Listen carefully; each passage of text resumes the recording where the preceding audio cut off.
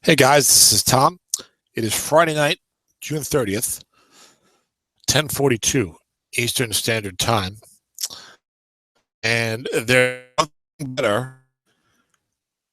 It is Christmas in June 30th.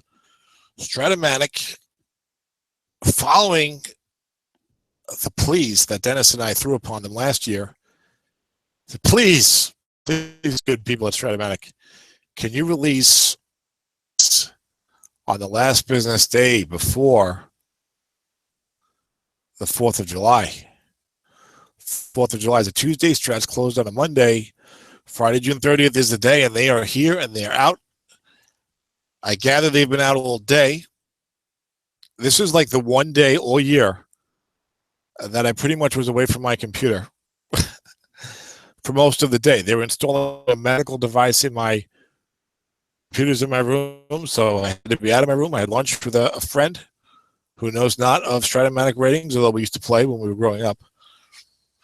And then I go to do a 1979 draft recap show from the Die Hard Football League, a Battle Royale style Strat Football League that I started just for July. And Dennis says, hey, you know the ratings are out, right? I was like, what? I was floored. Thank you so much, Strat-O-Matic. It is awesome. I'm very excited. I took a quick one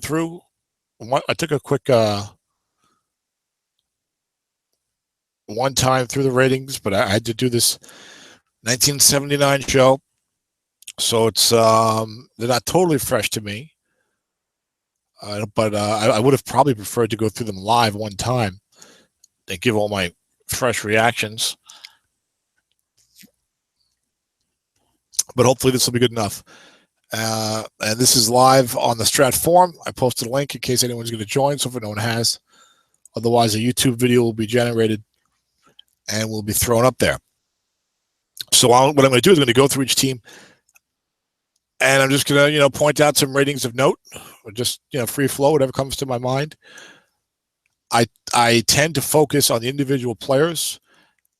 I tend to focus even more greatly on the rookies. I love following the Strat rookies. I put a lot of work into it. I'm in the Somifa family of leagues run so magnificently by Ed Barrow. I'm in Autumn Wind. I've been there a couple of years. And I play in some other leagues occasionally, but mostly Autumn Wind and the Somifa family of leagues right now. And those are all keeper leagues. I put 2 in the fall and 2 in the spring. I don't really play stock teams anymore, so I'm really not going to focus much or probably at all on how the team looks for stock team purposes. And let's see if we can go through it. Now, you guys know I'm long-winded. I like to ramble. Kirk Klein said we went on about twice as long as we should have last year. Kurt's funny. I've known him a long time online.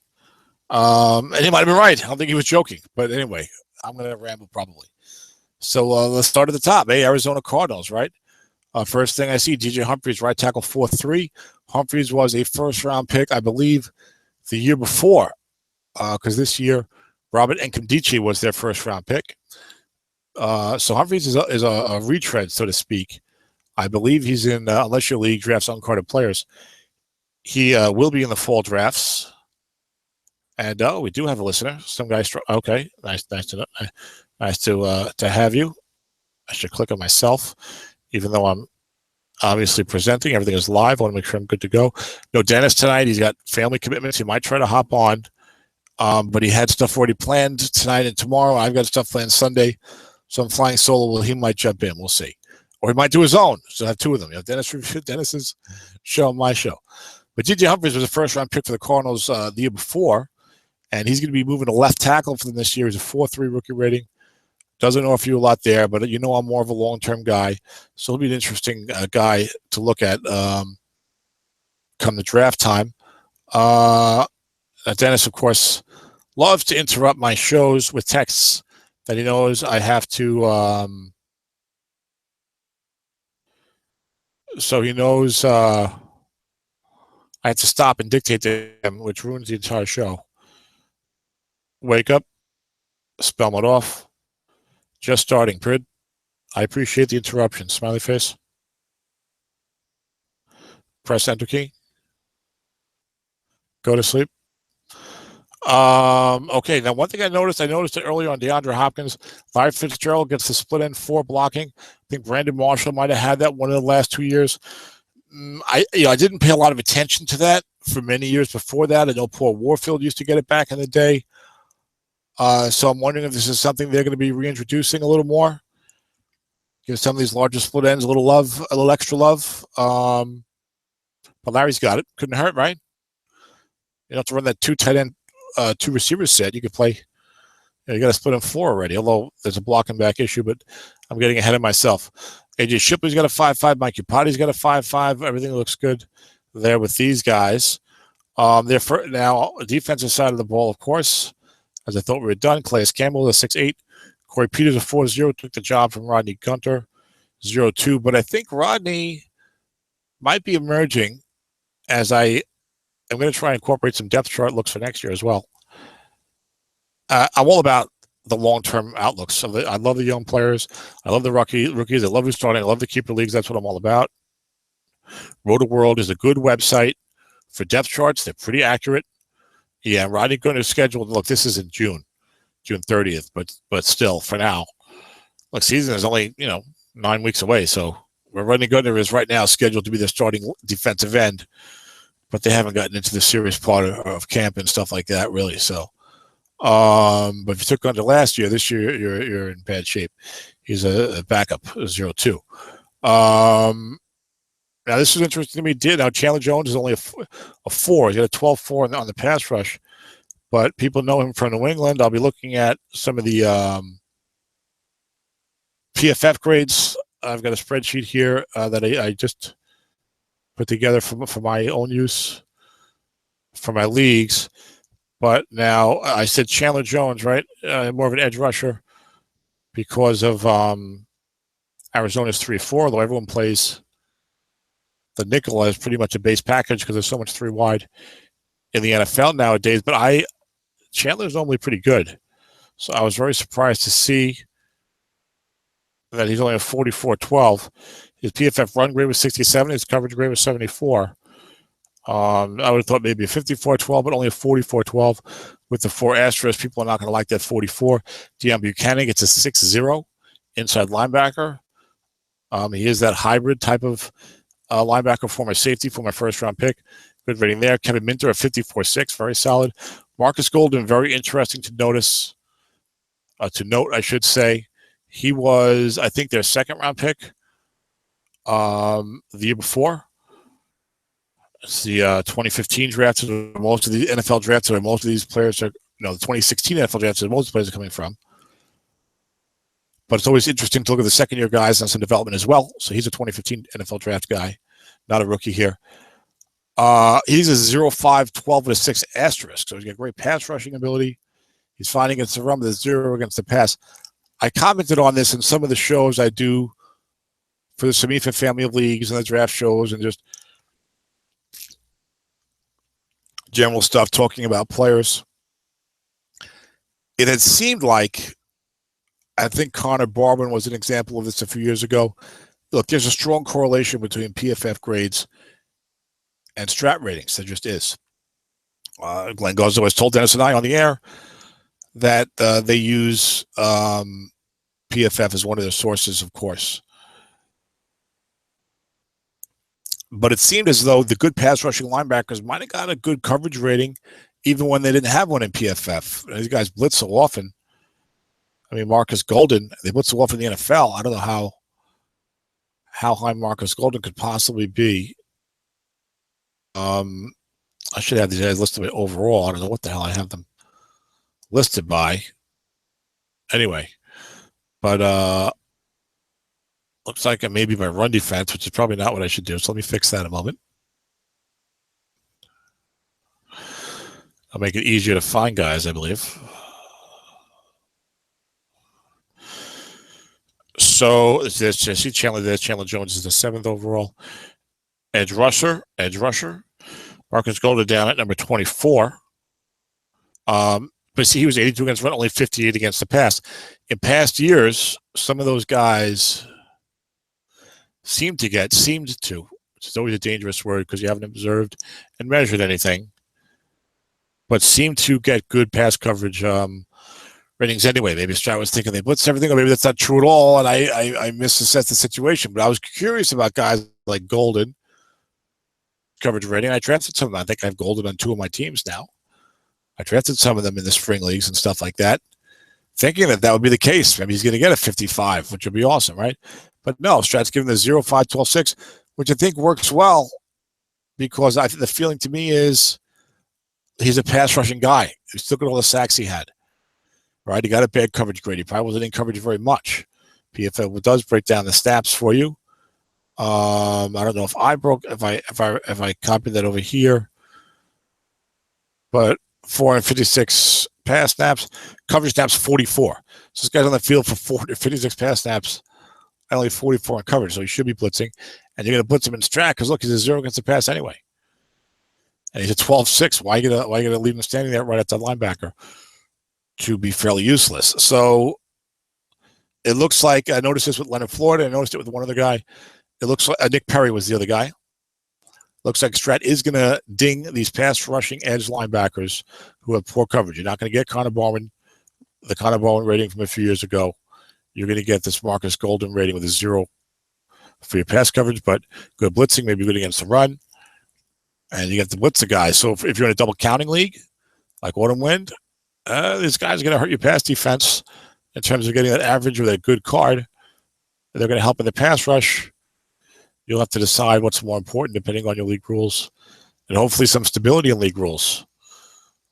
You want to know if I'm playing. Well, we had an issue in one league with a dump off being voted out after many years of being in, but and you have to adjust. Look, got to be able to play a rule set.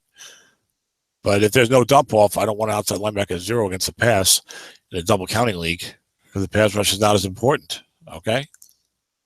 Anywho. Patrick Beaton gets a 6. Tony Jefferson, the 46 might be disappointing. Honey Badger gets a 44, which I find really disappointing. Dennis just loves to interrupt the show. So on the Strat forum, Dennis, I wish I could get him to stop doing this to me. I have a disability. It takes me time to do things, and Dennis, I'm beating up Dennis too much here, but I can be curmudgeonly, as we all know. I'm going to try to link it to him. Hold on. Wake up. Press Control key, Charlie. Press Control key, Victor. Press Enter key. Go to sleep.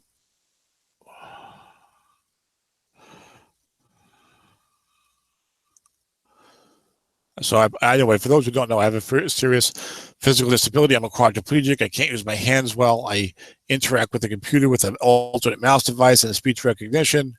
So if I want to dictate, I can't be talking to you guys and also sending, which Dennis likes to do anyways. I think he joins us right now. Is that you, Dennis? What's up? Are you complaining about me instant messaging you and messing up your flow? Yeah. Actually, complaining about you both texting me and instant messaging me when you know that I have to stop speaking to the audience to dictate to you. And when I told you there would be, before I started the show, that there'll be a thread in the forum, if you'd simply gone there, there'd have been a link that you could have joined. So yes, I was complaining. Yeah, but what fun is that? I needed to, totally bring the show to a halt so we could talk about me. That's the important part. Well, it's more the idea that people are hearing me go. People hear me give commands, the voice dictation commands for 30 seconds to send you a link instead of, you just showing up and saying, hey, everybody, what's going on? And you would still, of course, get your time. And we have one other audience member. So I just got started a little while ago. I just finished going through the Arizona Cardinals. And I was talking a lot about various concepts. One of the things I was talking about, I don't want to repeat too much, but was Marcus Golden. And we noticed it with Nick Perry when you and I looked earlier. Gets a 0.5, a 0 pass rating. He's got the 12 of the 6 asterisk. And now he had a bad coverage rating. I have been speculating from the fall that some of these bad coverage rating, or the spring leagues rather, some of these bad coverage rating guys seem to still be getting good coverage ratings for Strat a couple years ago. But now it seems Strat's gone the other way, which makes sense because they want you blitzing Marcus Golden. And he got a bad coverage grade from PFF and only spent 44 snaps in coverage, according to PFF. So obviously they give him a 0 against the pass. Why are you going to leave him out there? You're going to blitz him, right, Dennis? Right, and it's just a seed change in the way things have done, like you mentioned. There was no mechanism to do that in the past. In the 70s or the 80s, of course, we didn't even have coverage numbers. They made their judgments based on eyeballing it or from some other source. But now everything's so analyzed and broken down that they're trying to reflect the game more accurately. But, I thought at least he would get a 4. I didn't think he'd get a 0. So I know the coverage grade was bad, but we really haven't seen guys like that get hit to such a large extent. You're right, though. They do want him on the line. They want him to use that 5. Well, one of the things I noted, Dennis, before you joined us, was that Marcus Golden, according to PFF, was on the field for 456 pass snaps, and of those, he only spent 44 in coverage. So Strat may be trying to bring more realism in. And look, like I said, you're just not gonna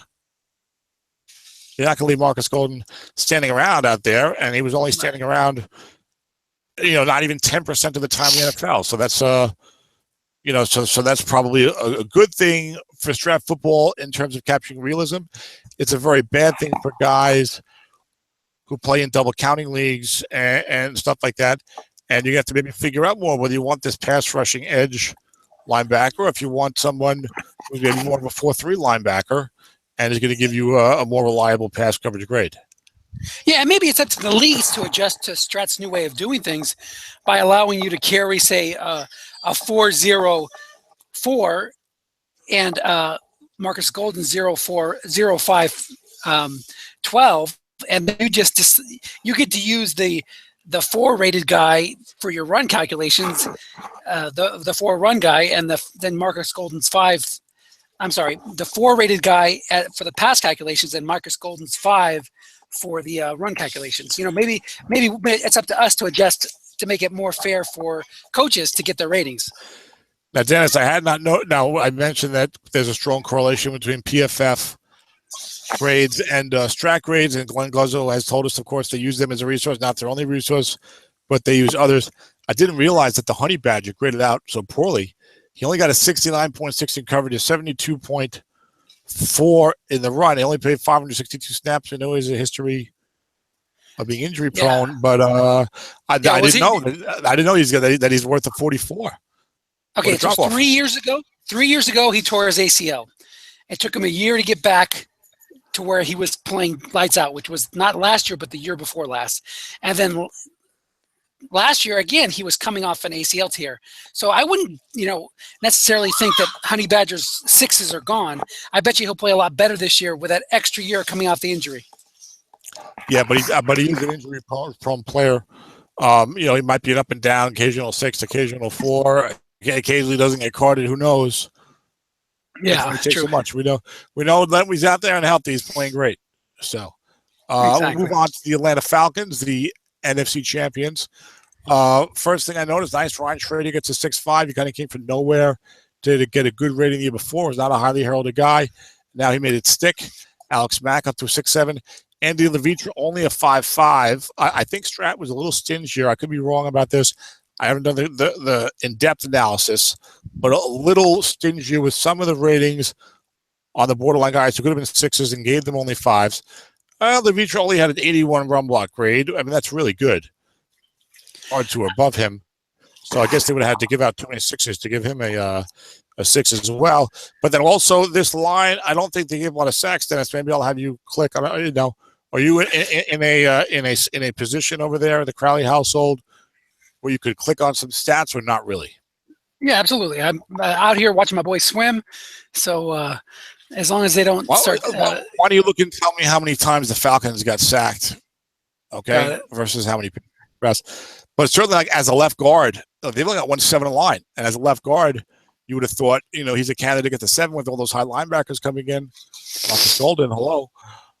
But no, it's a 5.5. Then Jake Matthews, I thought had a solid season. I must have been wrong about that as well. He only gets a 4.4.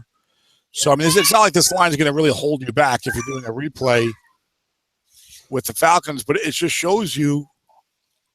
One thing I noticed, we only went through quickly before, Dennis, when I was doing the prep for the 1979 show, but going to give you those reputation numbers anymore, perhaps. They're not going to say, well, Jake Matthews is pretty good. Yeah, we'll give him a 5. No. Right.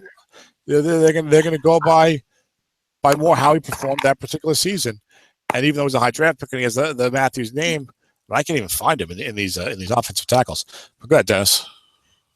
So the Falcons gave up 37 sacks, which was the 11th worst. So you're looking at, like, say, 21st in the league, if you're looking at it that way, at allowing sacks. The worst team was the Browns. The Browns gave up 66. The best team was the Oakland Raiders, and we'll get to them later, but they only gave up 18. Yes. Well, weren't the Browns last in the NFL, Dennis, in every single category? I would have to say that's possibly true. They had to have been less than last in something. That's probably 100% accurate, I'm sure. And actually, Jake only got a 50 grade against the run. He's lucky he's on a 0. So, well, the Browns were not the worst passing team in the league. That goes to the San Francisco 49ers, who threw for like 300 yards less than the Browns. So there you go. I was just judging at the expense of the Browns fans. So I had to say something positive. Yes. So there you go. So that explains it. I mean, 37 sacks in modern football is not a great number to allow.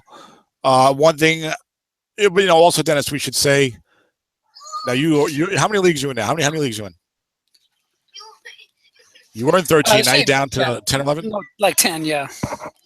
All right. Now I got 4 keeper leagues, 2 fall, 2 spring.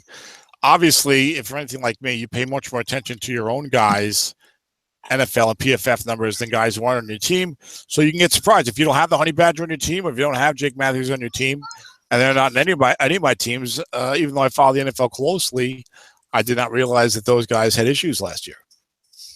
Yeah. I knew that the Honey Badgers didn't play as well, but that came up on a couple of podcasts I listened to, but it wasn't necessarily something that I would have been aware of.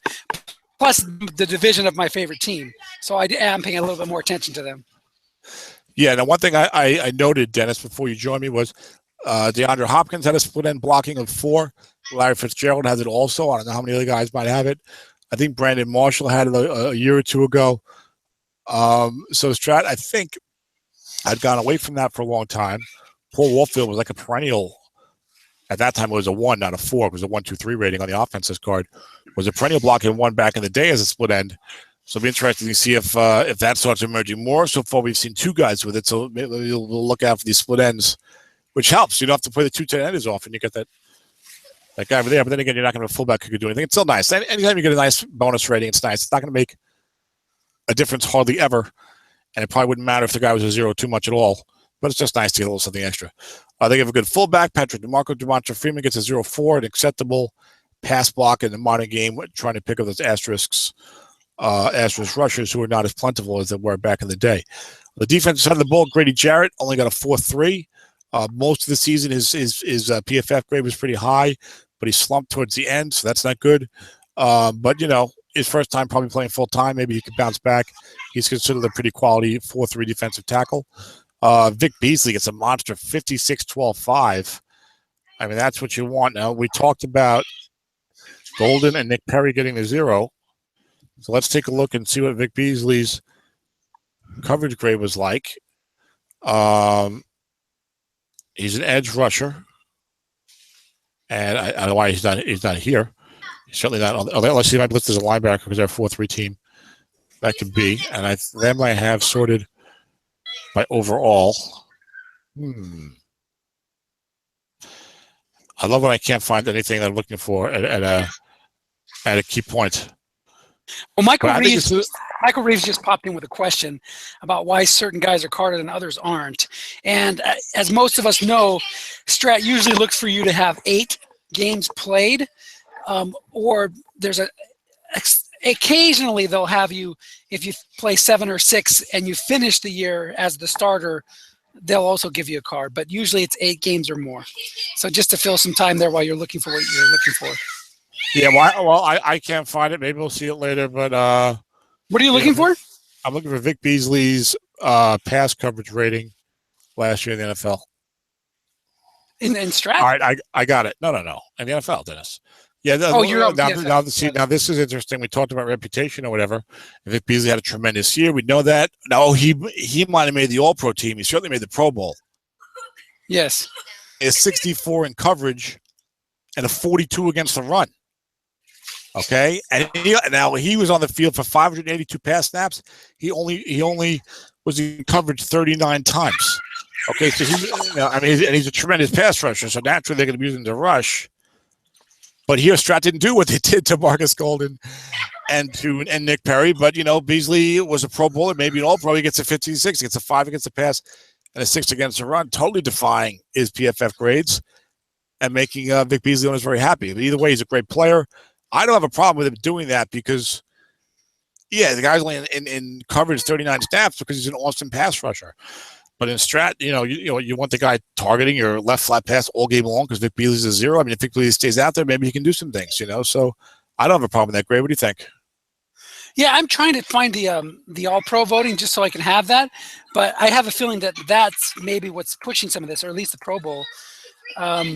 Beasley was voted first team All-Pro.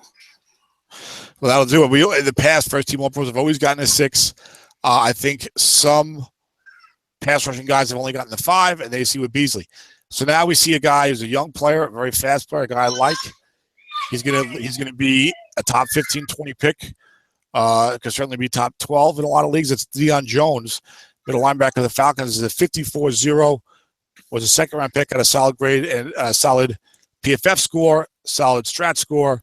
He'll be a high pick. The rookie, I mentioned that I'm going to look at rookies a little more and just other interesting ratings. Devondre Campbell was a rookie. Now look at this. Desmond Trufant got a rating. I thought that he was not going to get a card. Desmond Trufant, I think, played, see how many games he played. I thought he only played like 7 games, and then he went on the IR the entire season. And but no, he gets not only he gets a card, it's a 5, and he is an excellent young corner. But that is going to be a huge boost. Owners who drafted him in the top, he looked at it, he was like a top 6, 7 pick because he had a rookie 5 the year before. So look at that. Yeah, I really think, I know that not all leagues use injuries, and we've gone away from it in the playoffs in Ed's leagues, but it sure makes a lot more sense now that, since Strat has that mechanism, to card guys, even if they're injured for most of the year, and just give them a ridiculously high injury rating. So if they get hurt, they go out for a large majority of the season.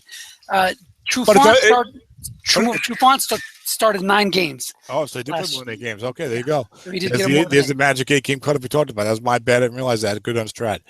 Which we realize they get things right more, like if we're questioning something and then we look into it, a lot of times they're getting it right. Ken O'Neill was the Falcons' first-round pick in the draft last year. He got a pretty solid rookie grade, and he's a 50 in Strat, so he'll be a first-round pick also.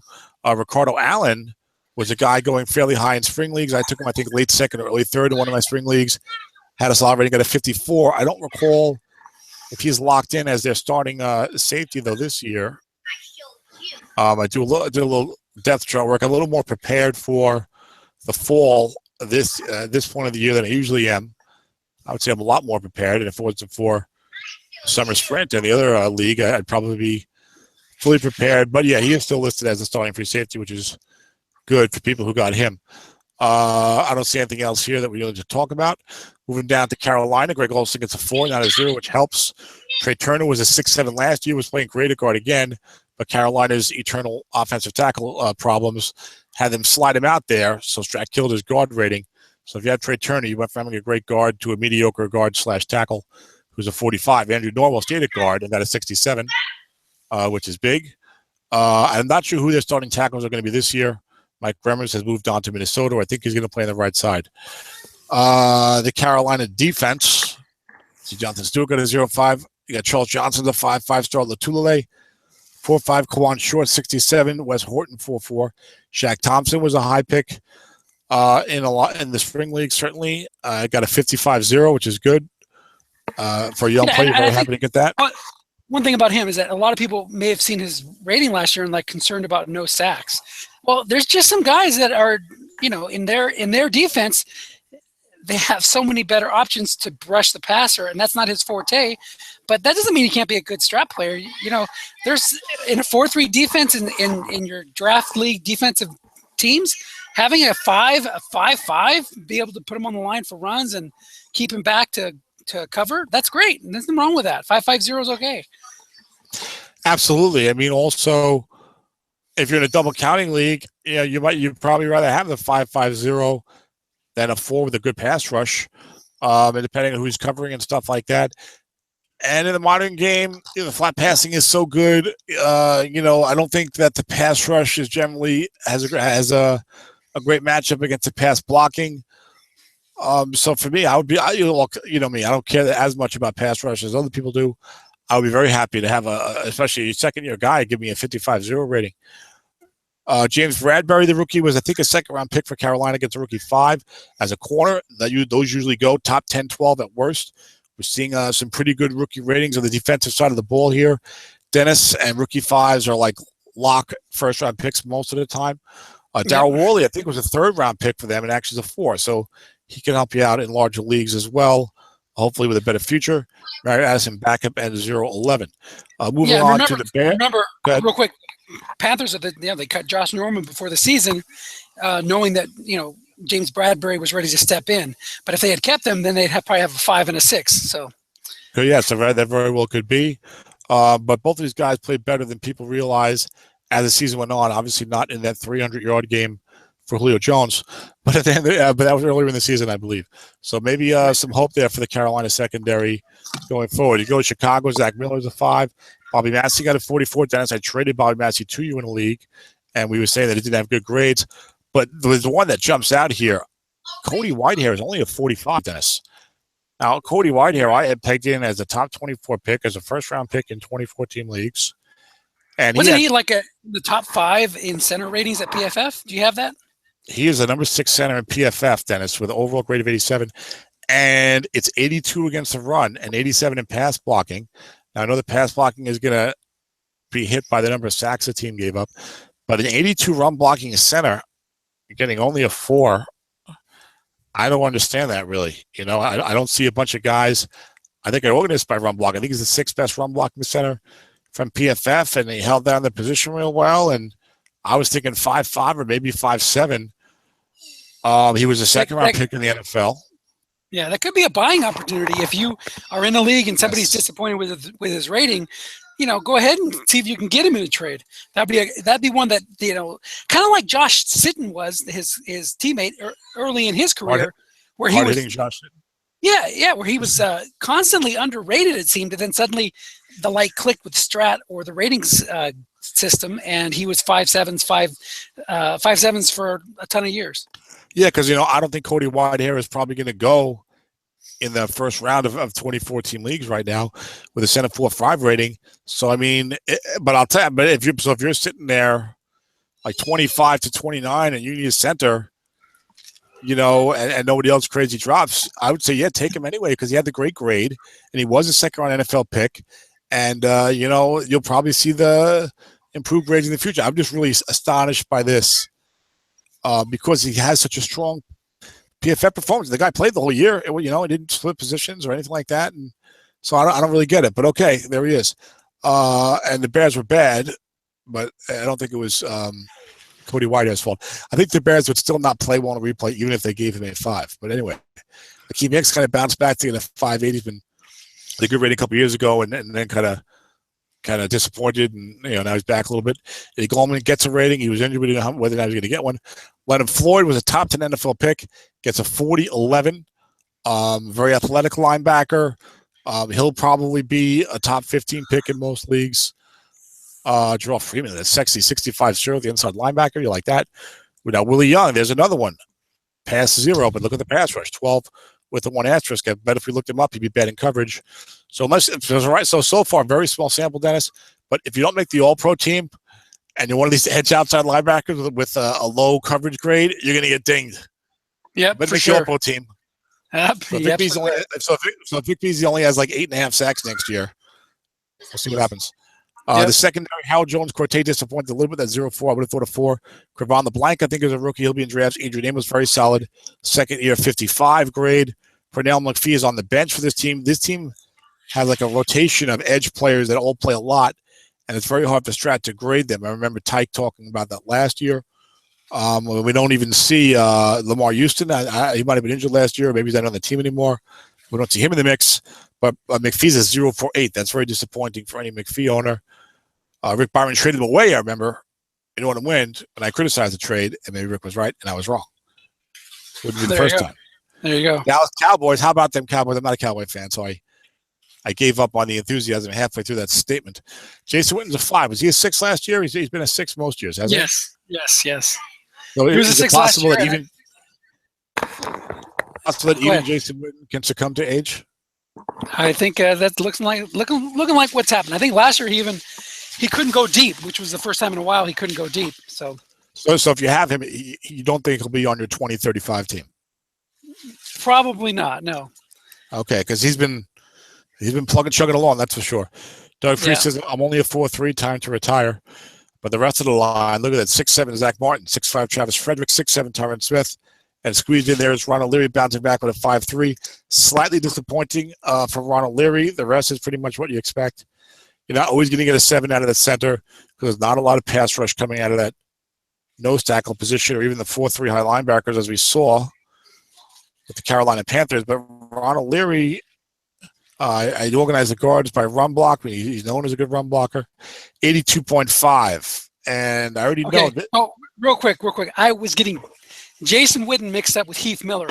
Jason Witten was only a 4 blocker last year, but he was able to go deep. So maybe we'll see what happens with his passing card, but he actually improved his pass block rating or his run block rating this year. Yeah, naturally. He worked on it. He saw the 4, said, I got to step it up, and now he's a 5. Exactly.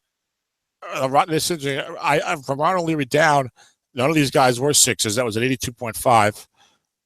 The top 12 grades. I know Brandon Scherf got a 6. Spain did not. Foster did not. Mason did not. Zeitler, I think, did. Might have made the Pro Bowl. See, I think Scherf might have made the Pro Bowl, too. So making the Pro Bowl always helps. And being a little higher. Like 82 is a real good grade, but look how many guys are ahead of you. You want to be up there in this Andrew Norwell, Ali Marpet territory where you're one of the top 5 run blockers. Look, Brandon Cooks only got a 5. Hey, Ali Marpet had a huge rating. We'll get to him when we get to Tampa, but nothing wrong with being in his company if you're looking at your rating anyway. Absolutely. Ezekiel Elliott gets a 0-0. Okay. On the defensive side of the ball, the Cowboys are going to have tremendous run defense cards because I think they might have had statistically the number 1 run defense in the NFL, but their PFF grades were poor. Don't ask me how that happens. I don't know how that works out. Dallas gave up number 1 in yards allowed, only a 3.9 average allowed, and yet but the PFF grades are poor, and the down linemen go 4.405 against the run, and the 5's the right end. So it's not I'll tell you one way that the Dallas defense was helped last year was because their offense was so good and they played ball control so well. So teams did not have as many possessions against the Cowboys. They weren't able to get off the field against that running game and passing game of the Cowboys, and that helped the defense stay fresher and stop the run, a little bit better than past years. Yes, and maybe Strat anticipating all of these suspensions that the Cowboys endured among the defensive linemen. DeMarcus Lawrence was injured most last year, only a 4.2. Randy Gregory, I'm surprised he even got a rating. I think he'll win a couple of games, 0.2. David Irving just got suspended. People are excited about him, and he does look good, I think, a lot with the naked eye, but now he's out only the first 4 games. Just a little joke at the Cowboy fans' expense because I'm not a big Cowboys fan. But the back 7 looks strong. Damian Wilson gives you a 4.2. Anthony Hitchens, 5.0. Sean Lee, 65. And then the secondary, Brandon Carr's a 4. Morris Claiborne gets a 5 for those long-suffering Morris Claiborne owners. He was the number 6 pick of the draft many years ago and has done nothing. But now he gets it. Of course, now he goes to the Jets, and they'll probably get injured or miss most of the year, or maybe they're only going to play well. Barry Church, by far his best rating ever, 56. That's going to be very exciting for Barry Church owners. Byron Jones, a very solid second year, 55. The run grade surprised me. I like Byron Jones a lot, but his forte is in coverage. And if you looked at the safety position, Byron Jones was at 83 in coverage, 81 against the run. So he held up better against the run than I thought. My bad, Byron. So let me ask you a question. Yeah. Let me ask you a quick question. I think it was SSFA where you had the choice between Landon Collins and Byron Jones. Yes. Looking at the ratings, I know that you're a long-term coach or long-term GM. Would you switch your pick from Jones to Collins, knowing their ratings this year? Well, no, that was just spring league. We already knew Collins was going to get a 66, and I love Collins. I like Collins a lot. Like I said at the time, my concern there was that Collins, first of all, because it would happen either one of them, I'd love to get both of them. Okay, that's first of all. Second, so when you're comparing two excellent players, it sounds like you're criticizing one when you say you like the other guy better. That's not the case. I like both players a lot. I mean, Collins had the outrageous grades. I'm a little concerned that Collins' physical style may result in him being more susceptible to getting injured in a shorter career or whatever. And I had a team that was totally rebuilding going long term, so I went for Byron Jones. I'm totally happy with that now, but I think I'm maybe one of the only guys who would do that, but I'm totally fine with that. Did you expect Byron Jones to get a 6? Because I kind of did. I thought he might, but I wasn't sure. Okay. Good deal. Good answer. Coverage 83. I think I probably was estimating a 6 for him. I probably was. I'm not sure, but I love Byron Jones. I'm happy to have him on my team. Absolutely. So, the way I look, the way I feel is I don't always have to get the best player. I just need to get a very good player. Right. So I'm not. I drafted a guy number 9 or 10 overall. He's a 55 his second year. I'm not upset about it. You know what I'm saying? Oh, absolutely. And your concerns regarding Landon Collins' violent style of play are legitimate. So we'll see how that plays out long term. Yeah. It's difficult to predict injuries, but when you see somebody put their body through such a physical toll, it's not difficult to envision him missing some games or even large portions of seasons. I'll tell you what, yes, but if I'm lining up tomorrow, I want Landon Collins on my team. on my team. I'm not worried about 2 years from now, but in building a team, I take a long-term view. So, what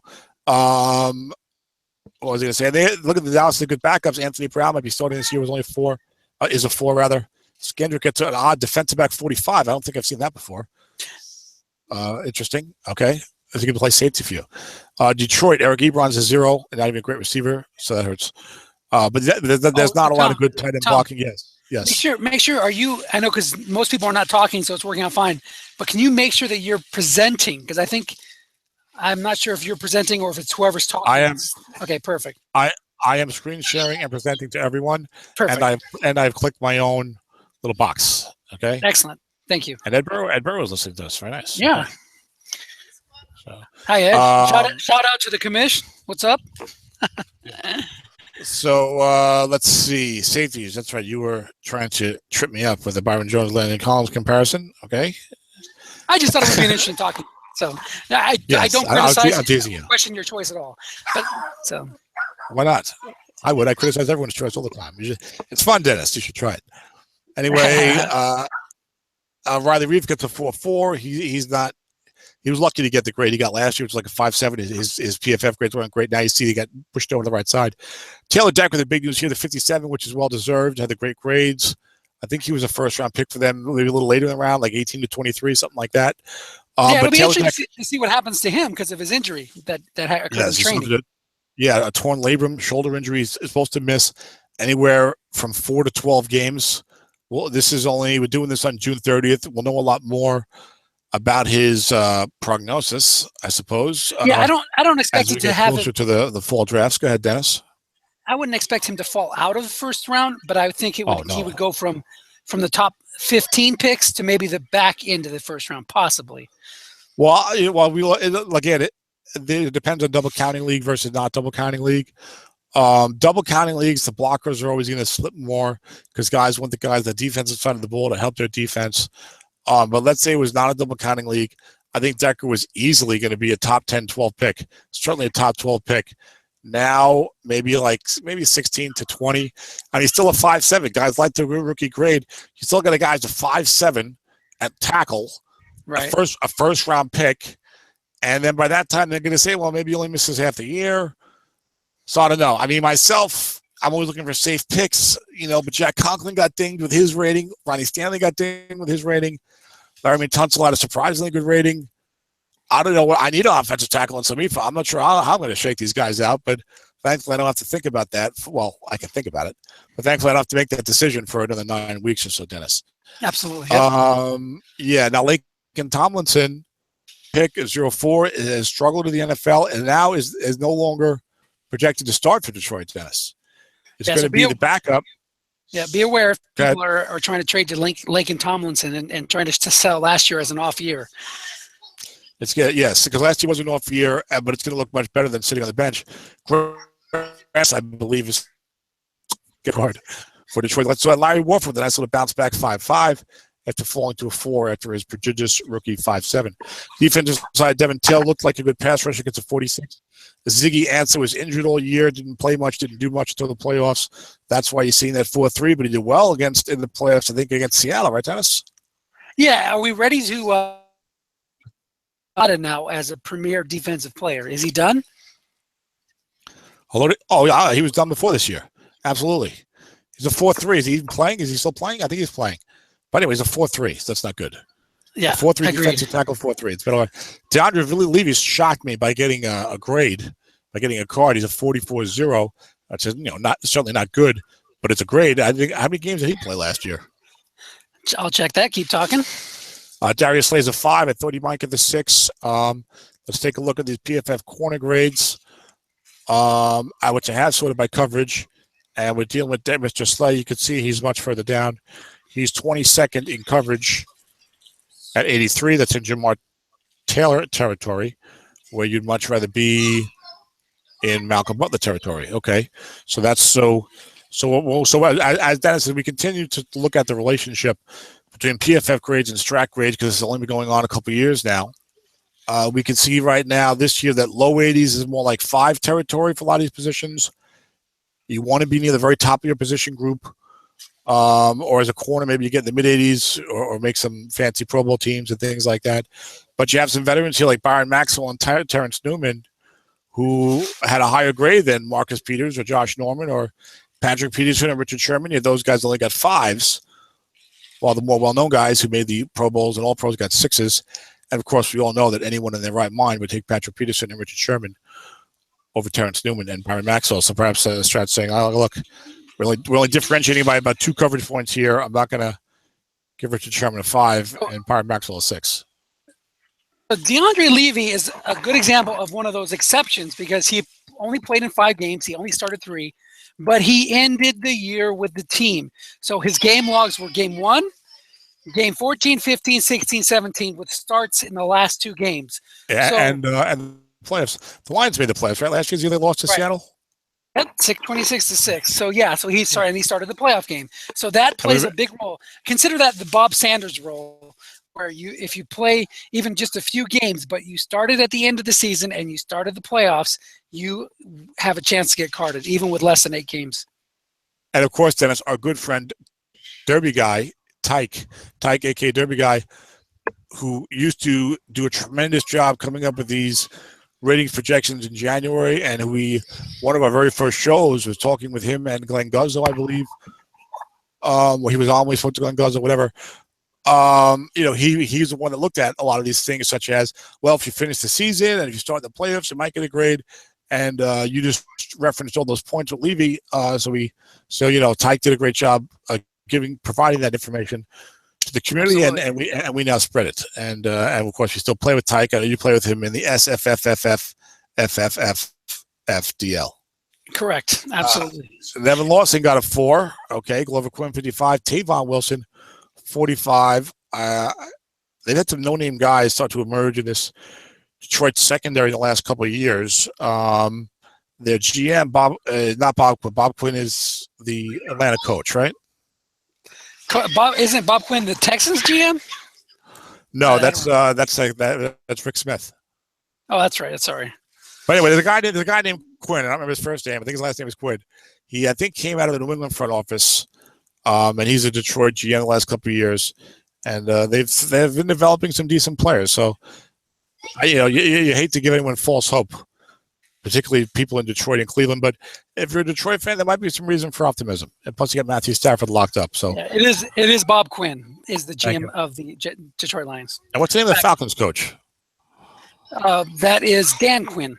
All right, so I wasn't completely. They're going to have a death match over who's going to be known as the Mighty Quinn, because both of those guys have done well, as you pointed out. Yeah, and you're fortunate, Dennis, that we don't have sound effects available anymore. That may you may have been subject to that, indeed. Ta-da! Maybe I should check and make sure that we're on the air.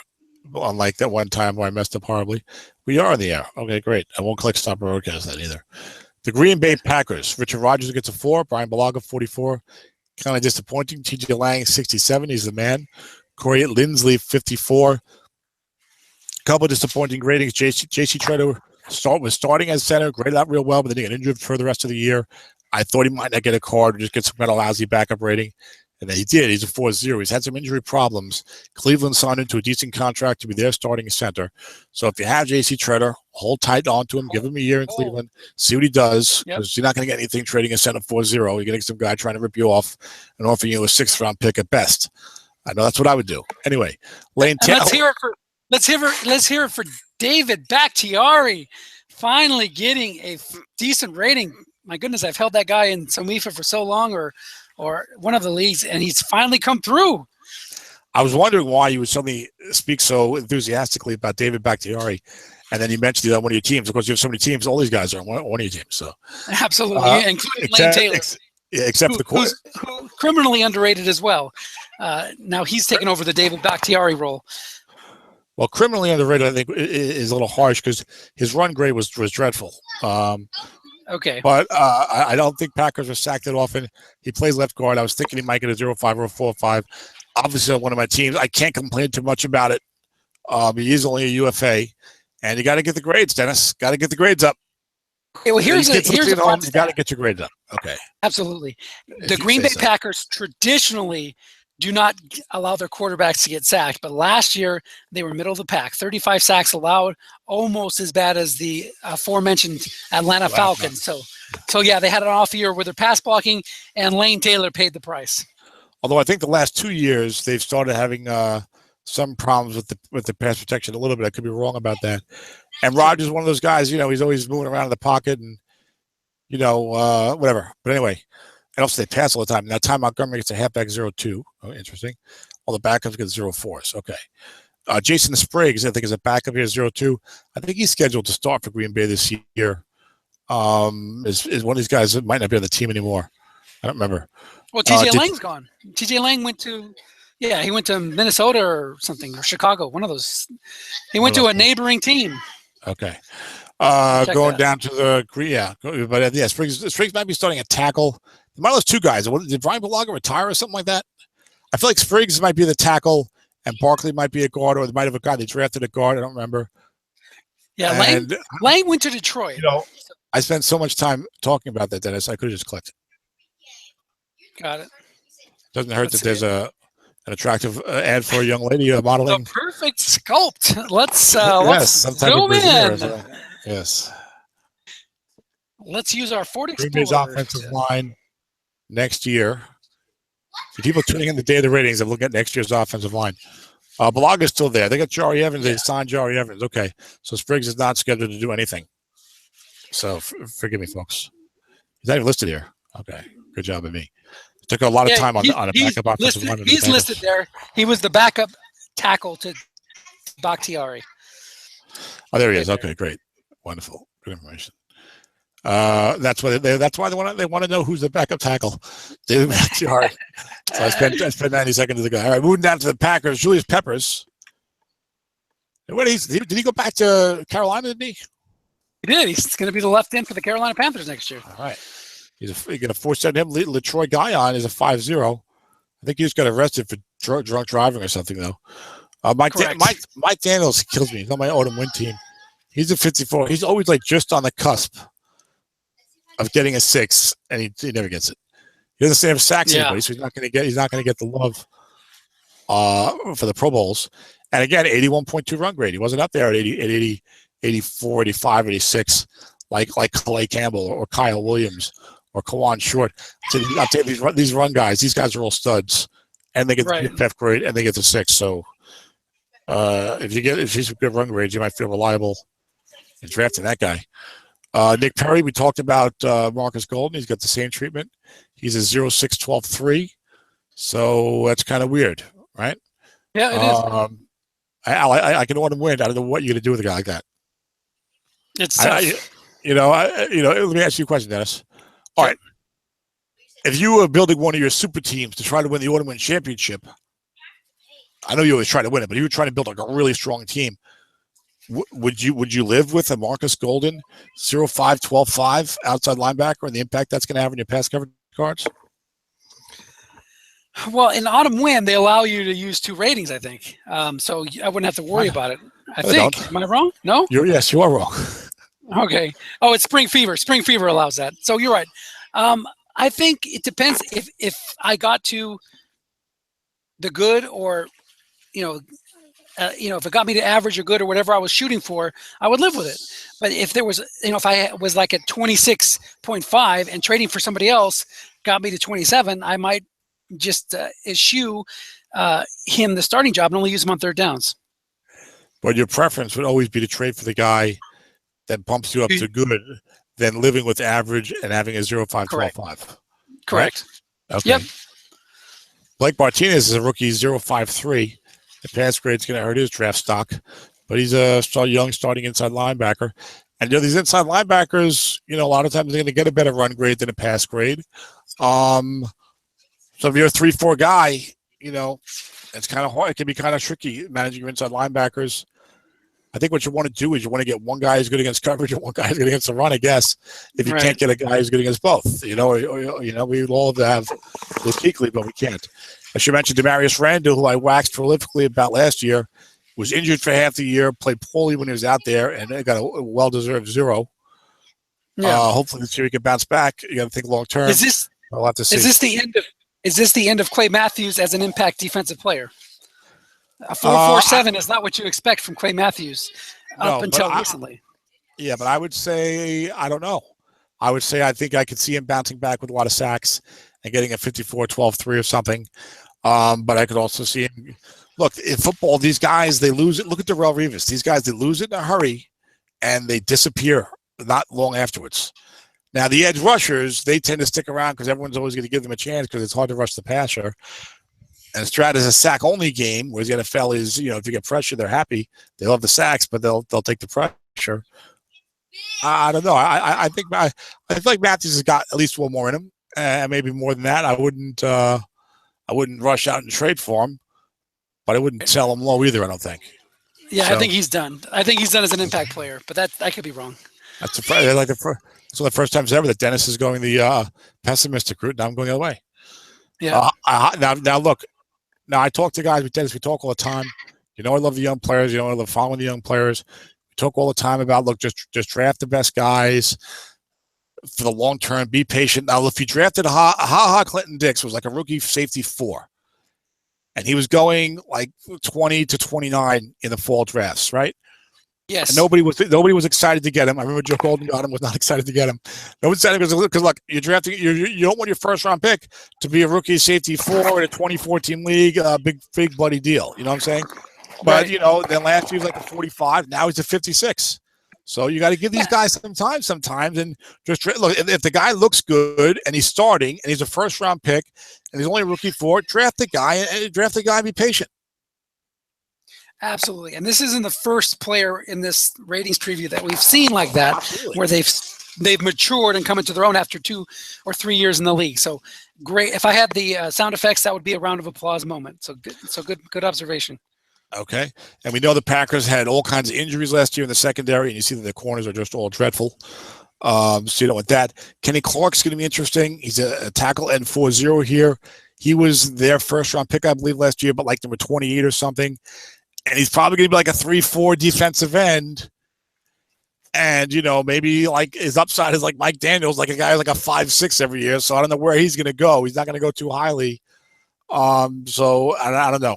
I just a player I've just learned a little bit about. I don't know what's going to happen to him. We're all looking for the next nose tackle, but I don't think he's going to be the nose tackle. I think he's going to be the 3-4 defensive end. And those guys generally, with some apologies to guys like J.J. Watt and Muhammad Wilkerson, don't get a lot of pass rush rating. But that's changed a little bit. The Packer guys certainly don't. they always seem to have guys like a 5-0 or a 5-3 at defensive end under the Ted Thompson regime. Now the LA Rams, no 9-7 BS for this club, Dennis. I think they were 5-11 or 4-12. Cost Jeff Fisher his job, long overdue, in my opinion. Yep. And look at his offensive line is awful. If you drafted Rob Havenstein, was he like a 5-7 as a rookie or a 4-7? 4-7, but you're happy with a 4-5 because it could have been a lot worse. Well, it could have been a lot worse, I guess. I'm going to say not that happy because he was going a little high. He was going like late first round, early second round, and you like to get a little more out of that. But look, he's still starting. Hope he does something. They finally shipped off Greg Robinson to Detroit. The Los Angeles Rams gave up the second most sacks in the league. So I think if you had a 4-7 last year, you're happy to get the 4-5 this year. Yes, and you're not happy if you have any of these other guys. Right, exactly. Well, the Roger Saffold's career looked like it was over, and he's a 4-4. I guess you take that. They finally shipped Greg Robinson off to Detroit in the wake of Taylor Decker's thing, and he's been a bust. And, of course, they've got a new coach. Not much to talk about there.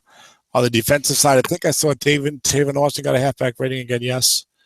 Yep. There it is. We should watch for that. We get to Kansas. Well, of course, Tyreek Hill's going to get a halfback rating. But if anybody else like that, we should try to watch for it. The defensive line, 5'6", 5'4".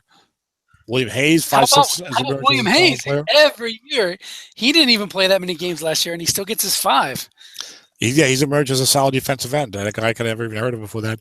Whereas Robert Quinn started having injury problems that has fallen off from what looked like just a JPP type of stud defensive end. Michael Brockers gets a 5-0. Now they're moving. Now, if you have Ram defenders here, if you right now, strange off season for you right now, they're moving to a 3-4. Okay, Michael Brocker, because Wade Phillips is a new defensive coordinator. Michael Brocker is supposed to be the nose tackle. Aaron Donald is going to be a 3-4 defensive end. So everyone who has Aaron Donald is going to be a little pissed off that they're losing that interior pass rush. Now you're going to get a dominant defensive end out of it, but if you're Aaron Donald, you'd much rather have Aaron Donald tackle than a 3-4 end, right, Dennis? Well, I think I don't think it's that bad because if he was a 6'9" nose tackle, yeah, you love that. But if you had a choice of everybody likes to play 3-4s in these draft leagues. So if you had a choice between especially the modern game, yeah, if you had a choice between a 5'9" nose tackle, and let's just say his sacks go up because in that scheme, defensive ends get a little more juice. 6'12", 6'12", yeah, I take that. So I don't think it's that bad. I think it could be bad, but it's all right. I think I take the 5'9" nose tackle. The nose tackles are hard to find nowadays. They get a 9 pass rush out of it. But yeah, true. Either way, well, we take either one. He's a great player and stuff like that. Easily one of the few, one of the 4 or 5 best defensive players in the NFL, probably.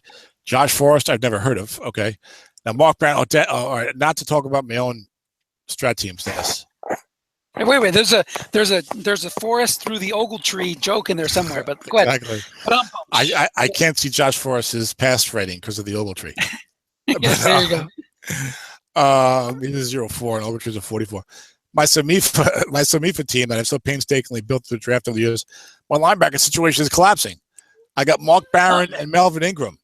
Okay, and they got good ratings this year. Barron's a 54-3 outside. Ingram's got a real stud rating.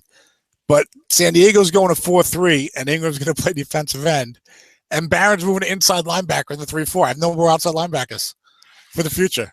There's a one off season. These guys are in their prime. I'm like, I do need a defensive end, so I don't mind Ingram moving over there. But Barron as an undersized inside linebacker in a 3-4, that concerns me because Wade Phillips is not going to use him like the way Arizona uses Deion Buchanan. You know what I'm saying? Yeah, but I think that you can console yourself with the 3 or 4 first round picks you have to cover those spots. No, Samifa, I only got 2 in Samifa. Oh, you only have 2 first-round picks. Excuse me. Those of us who have none are a little bit, feeling terrible for you. How come you don't have any first-round pick? Wah. Mark Ingram. That's why I don't have any first-round picks. Jeff's got my first. You trade your first pick virtually every year and do great. So that's the way you operate. You can't complain, but not having a first-round pick when you trade away almost every year and do great.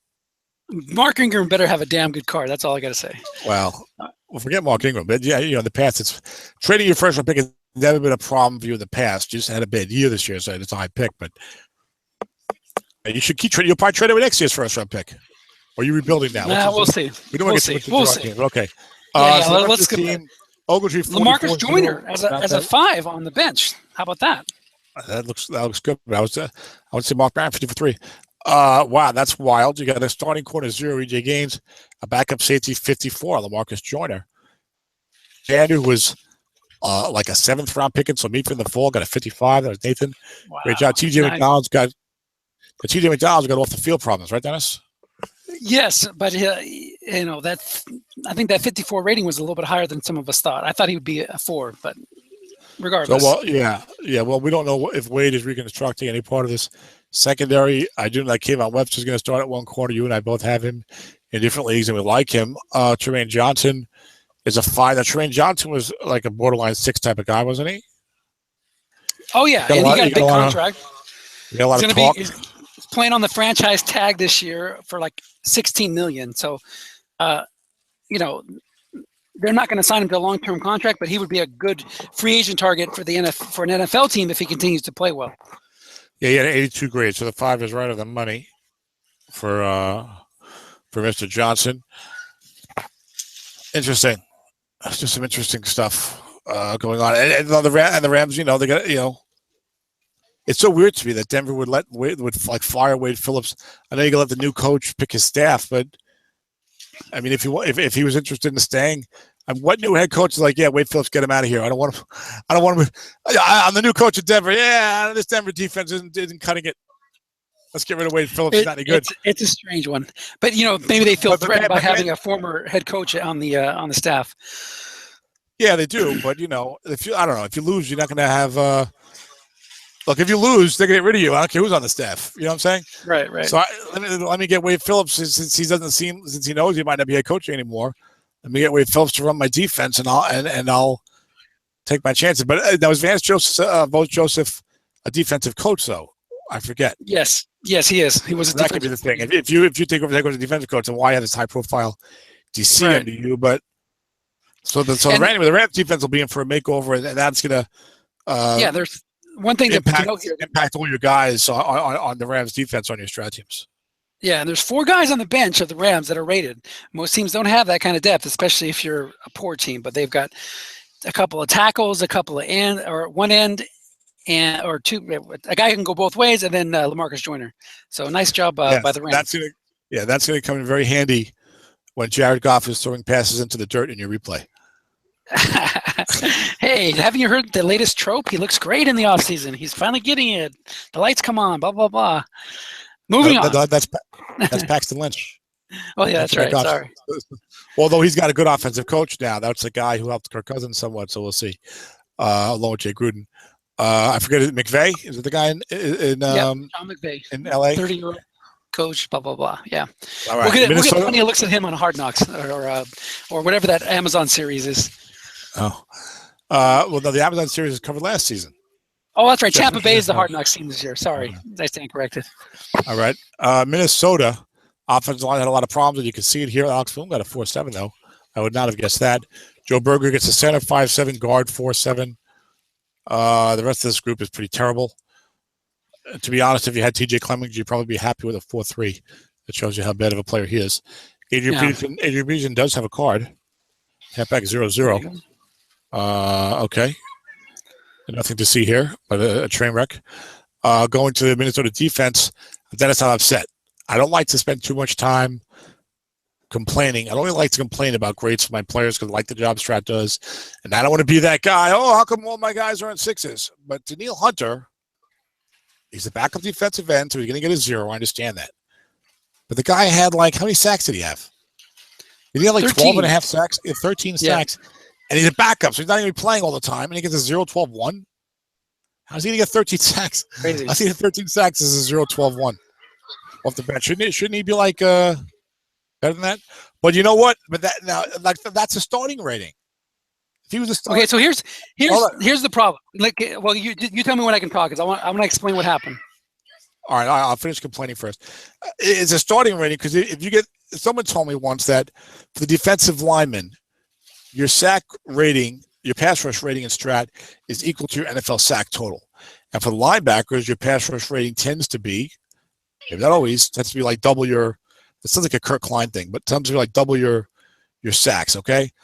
So if you're so if Daniel Hunter had been the starting defensive end for the Vikings, one of them, he'd still have a 12-1 pass rush grade. Correct. But he's not. He's the backup, so he's not going to be on the field as often, and they still give him a 12-1. I mean, Ryan Robison's a 4.8, which is pretty good. I know what you're going to say, Dennis, and I'll let you say it. Go ahead. Okay, so we'll see this when we get to Seattle, but you have the conundrum of if you would have made Brian Robison a 4.8 and Danielle Hunter a 4.12.1, everybody and their mother would bench Robison. I'm not complaining about the 4. I know. The 0. I'm going to the pass rush. Obviously, he can't be a 4. I said he should be a 0. I understand that. Right. I was on the 12-1. His pass rush grade is the same as if he started. But Robinson started.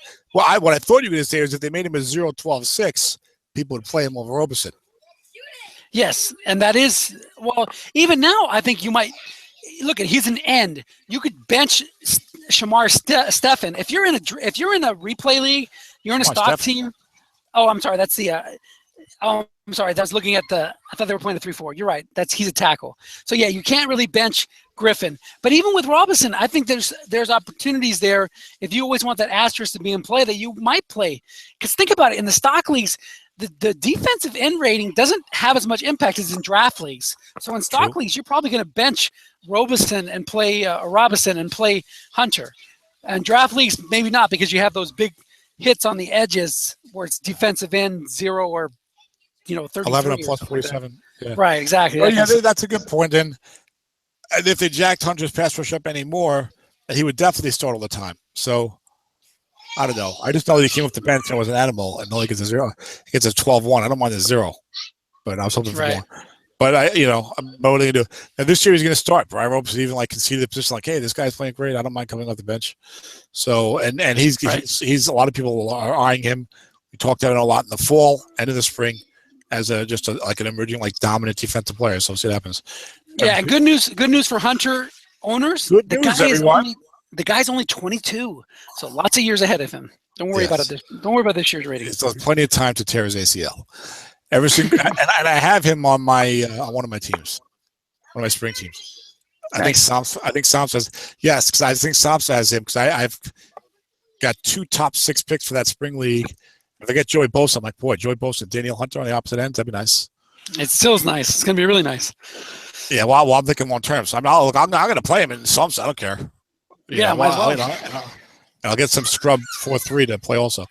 Anthony Barr had a rough year after he looked like he was just a really solid player with a 66 quality the year before. He might have been a 66, but he was that type of quality. He went like a 56 or 65, I forget. But he had a mysteriously bad year. It's a 0.44. Eric Kendricks is more of a coverage linebacker. A lot of people liked him. I wasn't as big on him because of his run problems, but it didn't hurt him. He had a great grade against the pass. I think Dan Moore was one of the guys who got him. He's a 54.5. Very solid second-year grade and probably, hopefully rising. Terrence Newman came back from the dead with a zombie 5 rating. I believe he's 79 years old. Very spry.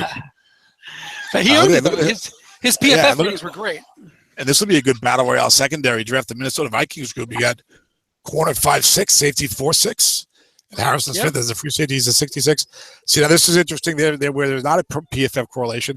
Tell me if Xavier Rhodes made the All-Pro team, okay, or the Pro Bowl. But Terrence Newman, there you go. Newman only played 754 snaps, but had a 86 coverage grade, 85.7. Whereas Xavier Rhodes, he must have made the All-Pro team. Yeah, I know he made the NFL. I know he made the NFL top 100. 3, 4, 5, 6. He was 7th among cornerbacks. Rhodes in All-Pro voting. So I don't know if he made the team, but he was close. Yeah, well, the 7th in the whole NFL or 7th in NFC? No, 7th in the NFL. The corner. So you're going to have at least 3. Maybe you got 4 corners each team, so maybe he did make the All-Pro team. But now his PFF grade was only 79.7, and he only played 787 snaps. I think he missed a couple of games with injury, and he gets a better grade than Newman, who was at 85.7. But Newman's an old man and this and that. Interesting. Rhodes certainly has a reputation, but go to show you can't always correlate 100% to these grades. Absolutely. So, Rhodes got it. He probably did make the All-Pro team, second team or third team or whatever. Who knows? And that's it. Trey Wayne's I'm not a Trey Wayne's fan. I know he's 11th pick of the draft. We'll see what happens. He's on the bench here. The Saints.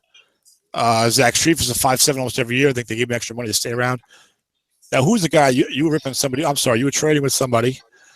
Were you trading away Jari Evans, or was it Jaron Bushrod that you were trading away last year? No, I got Jari Evans from NFL Ed, but when I made the deal to get Bowman, I had to include Evans. So I got him, and then I gave him up. Okay. As I do with many players, if you're on my team for just a few weeks, you're an honorary Seahawk for life. But that happens to a lot of players in my draft league teams. It's a clearinghouse. So ship them out. Yeah, you don't ship out too many Seahawks, I noticed. No, but he was a Seahawk for a while too. Seahawks. He got cut, yeah. But no, I mean the NFL. You don't ship out too many NFL Seahawks. So true. Now I would say big news here. I mean, you say big news. It's not a great rating, but Andres Pete gets a 4.5. I mean, much maligned, is not graded out well. He's either not starting or he's going to be trying to play guard again because they don't have anybody else. And yet you get kind of a decent rating, 4.5. You can stick him at right tackle or right guard because he plays both with the same rating. And he wasn't going. He was a former, I think, top 15 NFL pick, but he was not going highly in the drafts last year because he sucked so bad. So if you got him in the third round or whatever, 4.5, not too bad. Let's see if he can. Yeah, and then he's also one of those guys who's very, very young, like 22, 23. So maybe he can somehow develop, maybe somehow, and eventually become better. I'm sorry, Dennis, go ahead. So I was just going to say the Saints were 6th in the league in sacks allowed. So if Drew Brees ever retires, just be wary of the offensive lineman on the Saints. What's going to happen to their ratings with a quarterback who is not as decisive as Drew Brees? That's true. As we all know, the quarterback has a big impact on how many sacks they take. When Peyton Manning was playing, all you wanted was a Colt lineman because he gets to 7 almost automatically. Exactly. Whereas Geno Smith, maybe not. John Cute, how the mighty have fallen. Of course, it's almost a miracle he's still in the NFL, but he's down to a 4.4. So, and he's still playing this year because Adrian Peterson, I think, bought him something. Adrian Peterson, of course, now in the Saints. So let's look at this mighty, not so mighty Saints defense. Cameron Jordan, a man among lesser men, is a 6'8". Nick Fairley, we mentioned earlier, Dennis, has got a heart problem and is probably going to sit out the entire 2017 NFL season. His career may be over. I'm not sure how your heart suddenly gets better by sitting off for 1 year. But we'll see. That's sad for him, but hopefully he's healthy. Better to be alive and not playing football than otherwise, that's for sure. There you go. Not a lot to cheer in this defense. Kenny Vaccaro, 45, at least gives you something if you play, I don't know, FPR. Or if you play, is he ever going to get a 5? Is Vaccaro ever going to get a 5? My goodness. Yeah, you're upset because you drafted him. He was like one of the only young players you acquired who was supposed to be good, and you had to pick. You're like, I finally got like a solid young player, and he was looking that way, and then he hasn't really progressed. I got him in all of Ed's leagues. I got him like for a 1st-round pick in Somifa, a 2nd-round pick in SSFA, and then a 3rd-round pick in Samsfa. He just kept slipping further and further back. Okay, but he still gives you something. Okay. Von Bell.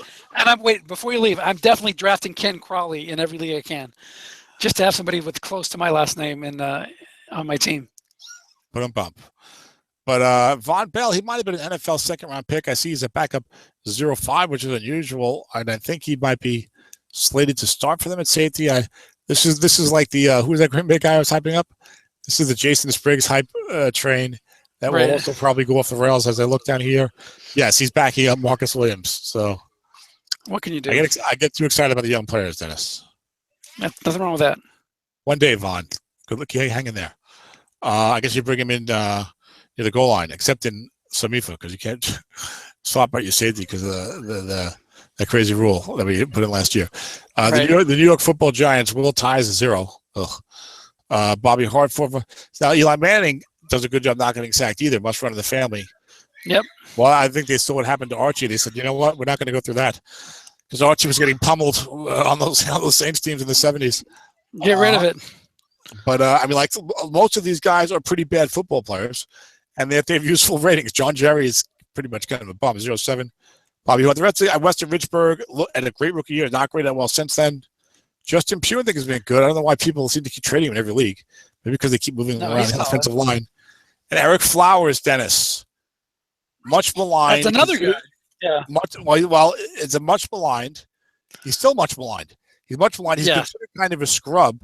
He has like a horrible PFF pass blocking grade. Giant fans hate him, okay? And he gets a solid 5.5 because Eli gets rid of the football, and it turns out that Mr. Flowers can adequately run block.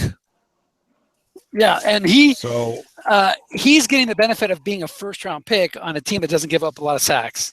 So that's what you're seeing there. Yeah, exactly. Yeah. The New York Giants were third in the NFL in sacks allowed with only 22 sacks allowed. Yeah, and but again, he gets a good run block rating. And Strat only cares about sacks, not pressures are allowed. So even though he's been operating like a turnstile over there at left tackle at times, you end up with a good Strat grade. Now, having said that, he was, I think, like the 9th pick in the draft a couple of years ago.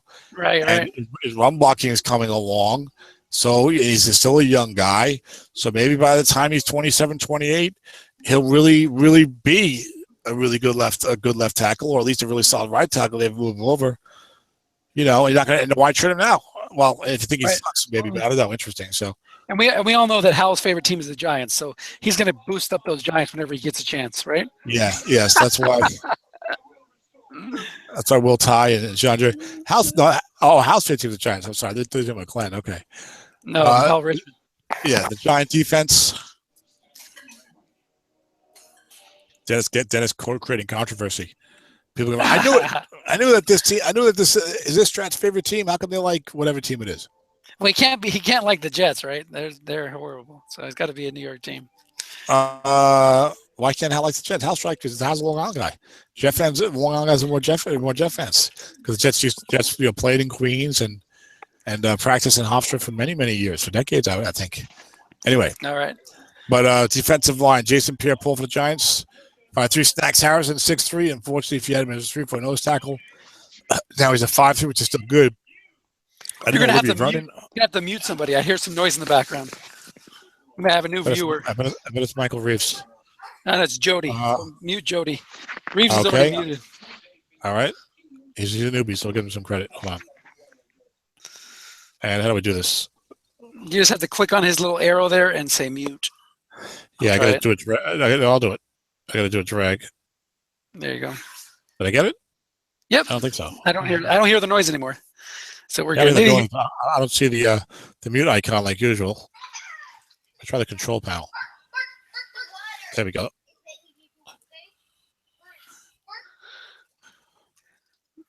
Fascinating view. Yeah. Yes. That's enough production time. Maybe it was on micro. Maybe I did it well. Who knows? Anyway, the Giants. Olivia Vernon is 6'9". I did not know he had that kind of year. You have to be disappointed with this Jonathan Hankins 4.3 rating if you had him. But he might be this Colts starting nose tackle this year. That guy Ballard is a Chris Ballard.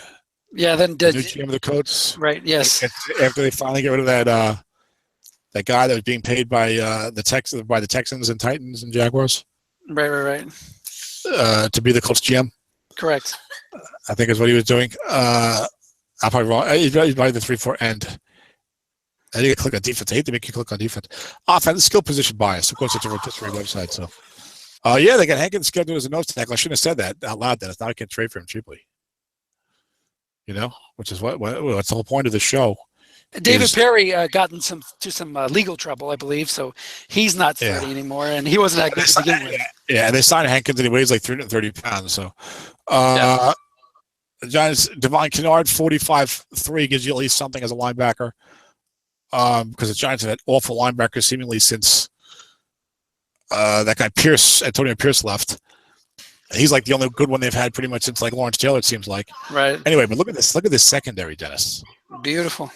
Left corner 6, strong safety 66, right corner 6, and you get a free safety 45. Is that useless?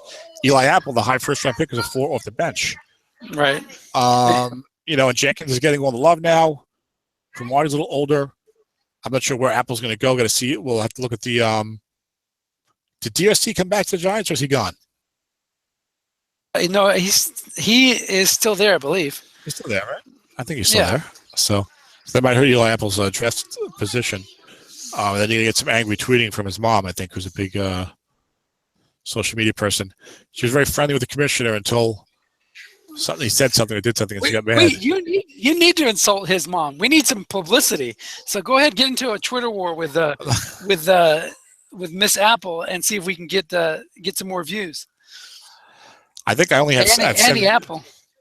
I think I only have 17 followers on my Twitter, so it might be a little one-sided of a battle.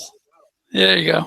Could be the problem there, but I'll defer to Annie Apple, and if that's her name, we should just tell her that her son was only rated a 4. He needs to be like a 5 or a 6, and then she gets. We got to explain what that means to her. I'd be good at that. Yeah. I'll send her like a 12-page document explaining the 4s and 5s and 6s. Yeah, give her a year to digest the rules of Strat, and then we'll clue her in. Well, you have an opening in some leagues. We can get her in there. There you go. I'm sure I do. Anyway. There's always openings. But anyway, battle royale. This unit 6664. That's Juicy. Pretty nice, Dennis. That's only though 6, 12, 18. That's 22 units. There you go. 22 is where you want to be, right? To try to get the excellence, right? Okay. Yep. So interesting where Apple goes. And Jonathan Hankins, if he gets traded or held on to. This Philly run blocking line is better than I thought it was going to be. I don't know why I didn't think it would be that, but didn't Lane Johnson only play a few games? Yeah, he was suspended. He was suspended for 10 games last year. So he finished. He played the first 2, missed 10, and then came back and played the last 4. So he finished the team as a starter, finished team, and he was an important part of that line. So I thought a lot of people were afraid he wasn't going to get carded. Yeah, well, since you have the you have the chat room open, Dennis. Yeah, the group chat, people can type on the side. I think it was Michael Reeves who has Lane Johnson. I was looking for a good rating, and I was assuring him that he would not get a card, I believe. So whoever I assured that to, they could be like, that goddamn Tom Cook doesn't know what he's talking about. But anyway, he didn't trade the guy. The Brandon Brooks 570 is one of Zeb's guys, I noticed. Jason Kelsey's got a decent 5.2. His grade wasn't that good, and another 2 was very weak. Yeah. But I thought he might only get a 4. He says he has seemed to drop off some. His run block rate was only 77, Dennis. Run block rate is 77, he gets a 5. Cody Whitehair, run block rate of 82, gets a 4. And Cody Whitehair plays the whole season, and Kelsey misses time. I don't know why. Barber didn't play that much. Alan Barber, I think, because he was a guy that graded out really well. Right. He's also a tackle 0-4 in this team. He was a guy that graded out really well, but didn't have a ton of snaps. 672 snaps. And I was not sure what he was going to do, what Strat was going to do regarding his grade. You know? Well, he did start 12 games, so maybe he was subbed out a bunch, but he started 12 games, and I think he fell off towards the end, with some injuries. But maybe that's why he got the rating. Okay. And I think this guy on the bench, Isaac Sumalo, I think is going to be starting for them this year. I think I saw a depth chart, but I could be mistaken. I've already been wrong on my multiple depth chart recollections from about a month or 2 ago. So, and Nelson Aguilar, the great Nelson Aguilar, Dennis, he's just ready to blossom and blow it up, don't you think? Wah, wah, wah, wah. Yes, he's not on any of my Strat teams. I did not like his highlights when I was looking at guys. The aforementioned Connor Barwin, 4.7. But Benny Logan is normally a good player. He had a bad year. I mean, with the PFF grades. So it's a left tackle 4.4. Yeah, the Eagles cleaned house with their wide receivers, didn't they? They brought in like 2 or 3 other guys that are going to start. They got Alshon Jeffrey and Torrey Smith, I think. Yeah, so Aguilar has been like the 4th wide receiver because Jordan Matthews is going to play mostly in the slot. So yeah, and they cut Dorial Green Beckham. They might have drafted somebody else. Wow, Aguilar has been horrible. I was joking. So yeah, at this point he should be happy if he makes the team, I would say. Yep. But anyway, Benny Logan, that hurts a lot of teams because he had a good rating in the past. Fletcher Cox gets the tackle 6.8. Brandon Graham. I almost traded for Brandon Graham with Mick, or AW, but I didn't give up whatever it was he wanted. He gets a 6.7 and played real well. Some good ratings on this Philly defense individually. Nigel Braden, 5.4. Jordan Hicks was another fast guy. A lot of guys liked him. I think I kind of liked him, and Kendricks was one I didn't like. I don't remember. It's been a while. But he gets a 64.3. That's great. Okay. Yeah, fantastic. The 6 pass, we want the knock down. Look, it's like in the modern game. You want to stop the pass more than the run because the pass is more dangerous and it's more effective and all this nonsense. Corner zeros, that's not going to help you. Malcolm Jenkins, 56, one of the best in the business. Rodney McLeod, a solid 54. Marcus Smith, I don't know if he's still on the team, former late first-round pick who has done absolutely nothing. Yeah, cut bait on him. Cut bait on him. Probably. On, Marcus. Well, the thing is that, we were talking earlier about holding on to first-round picks, letting them find their footing, and they'll pay off in the end. He's not going to pay off. Cut him. Get rid of him. Forget him. But the thing is, you got like a 53-man roster. You probably don't need that spot. It's probably not going to hurt you to hold on to Marcus Smith a little longer if he's on an NFL team. Well, lower your expectations. But what you should not do is expect anything out of him. Exactly. You should expect him to continue to suck. And if he doesn't, oh, great. And to be honest, if you want to cut him, you can cut him. But usually on a 53-man roster, you have room to hold on to him until he's like out of the league. And who knows? He might already be not on any teams right now. I'd have to Google and see. Right. The Sims of the Niners, this should be fairly swift. Josh Garnett was in a first-round pick as a 0-2. That was the previous regime. That was Trent Baalke. He's gone now. Joe Staley down to a 5-5, still effective, but no 7 over there. This team is pretty bad. They're why Snarl, why leagues like Snarl have trouble. No, who would want to use the Niners? Right. I think one thing you have to remember is that we all get excited. We look at the depth charts. Oh, I found Marcus Martin. He's starting for the 49ers. Marcus Martin's going to be my starting guard or center next year. Just be careful about putting too much emphasis on starters on piss poor teams, because guess what? They're going to get a piss poor rating and lose their job. Having said that, he might have been like a second-round pick who, could still help you out long-term, possibly. Offensive linemen sometimes I like that. But, yeah, if you draft a guy who's on a lousy team on the offensive line, you have some problems, probably, Yeah, because, half the bench on it's good to get the bench. Goodness. Half the bench on the Niners was listed as a starter at some point. Andrew Gardner, Andrew Tiller, Blake Bell, Marcus Martin. At different times on different depth charts, they were listed as a starter, and they're all 0-0s. So forget it. And I just came across one of the most surprising ratings I've seen. Quentin Patton is a split end 4. All right, Quentin. One hell of a blocker. Way to go, Quentin. I guess so. I'll have to Google his blocking highlights. You won't find many catching highlights, so yeah, go for it. Yes, I think the Jets might have signed him. I thought you're probably right about that. But having said that, there is a place to draft a Marcus Martin and those guys. Not too highly, but 5th, 6th round or whatever, depending on the size of the league. Yeah, the guy's a starter, whatever, Yeah, but I'd rather take a chance on I'd rather take a chance on a Saints offensive lineman that's a backup or Patriots offensive lineman that's a backup, because they seem to switch them all the time, than to invest in the 49ers. That's my 2 cents. And I'll point out that I have Andrew Tiller on at least 2 of my teams. At least 2 of my teams. I should also mention I'm a Seahawks fan, so I don't have too much time for the Niners anyway. But so that's where it is. Let me see. No, I bet I drafted Tiller as well. I have him. I have Marcus Martin probably in some leagues. But whatever. Anyway, but you seem on Niners offensive linemen. You seem to really have your anger for Marcus Martin. I feel like Andrew Tiller got off pretty lightly. But you really honed in on Martin. He was the guy that did it for you. That's it. So yeah, and I don't see any of these guys scheduled. I don't even see them on the roster for the Niners this year. Are scheduled to start most of them at this early juncture. Although they had picked up Gary Gilliam, Dennis, which I think as a Seahawks fan, you would have to be in favor of seeing the Niners pick him up.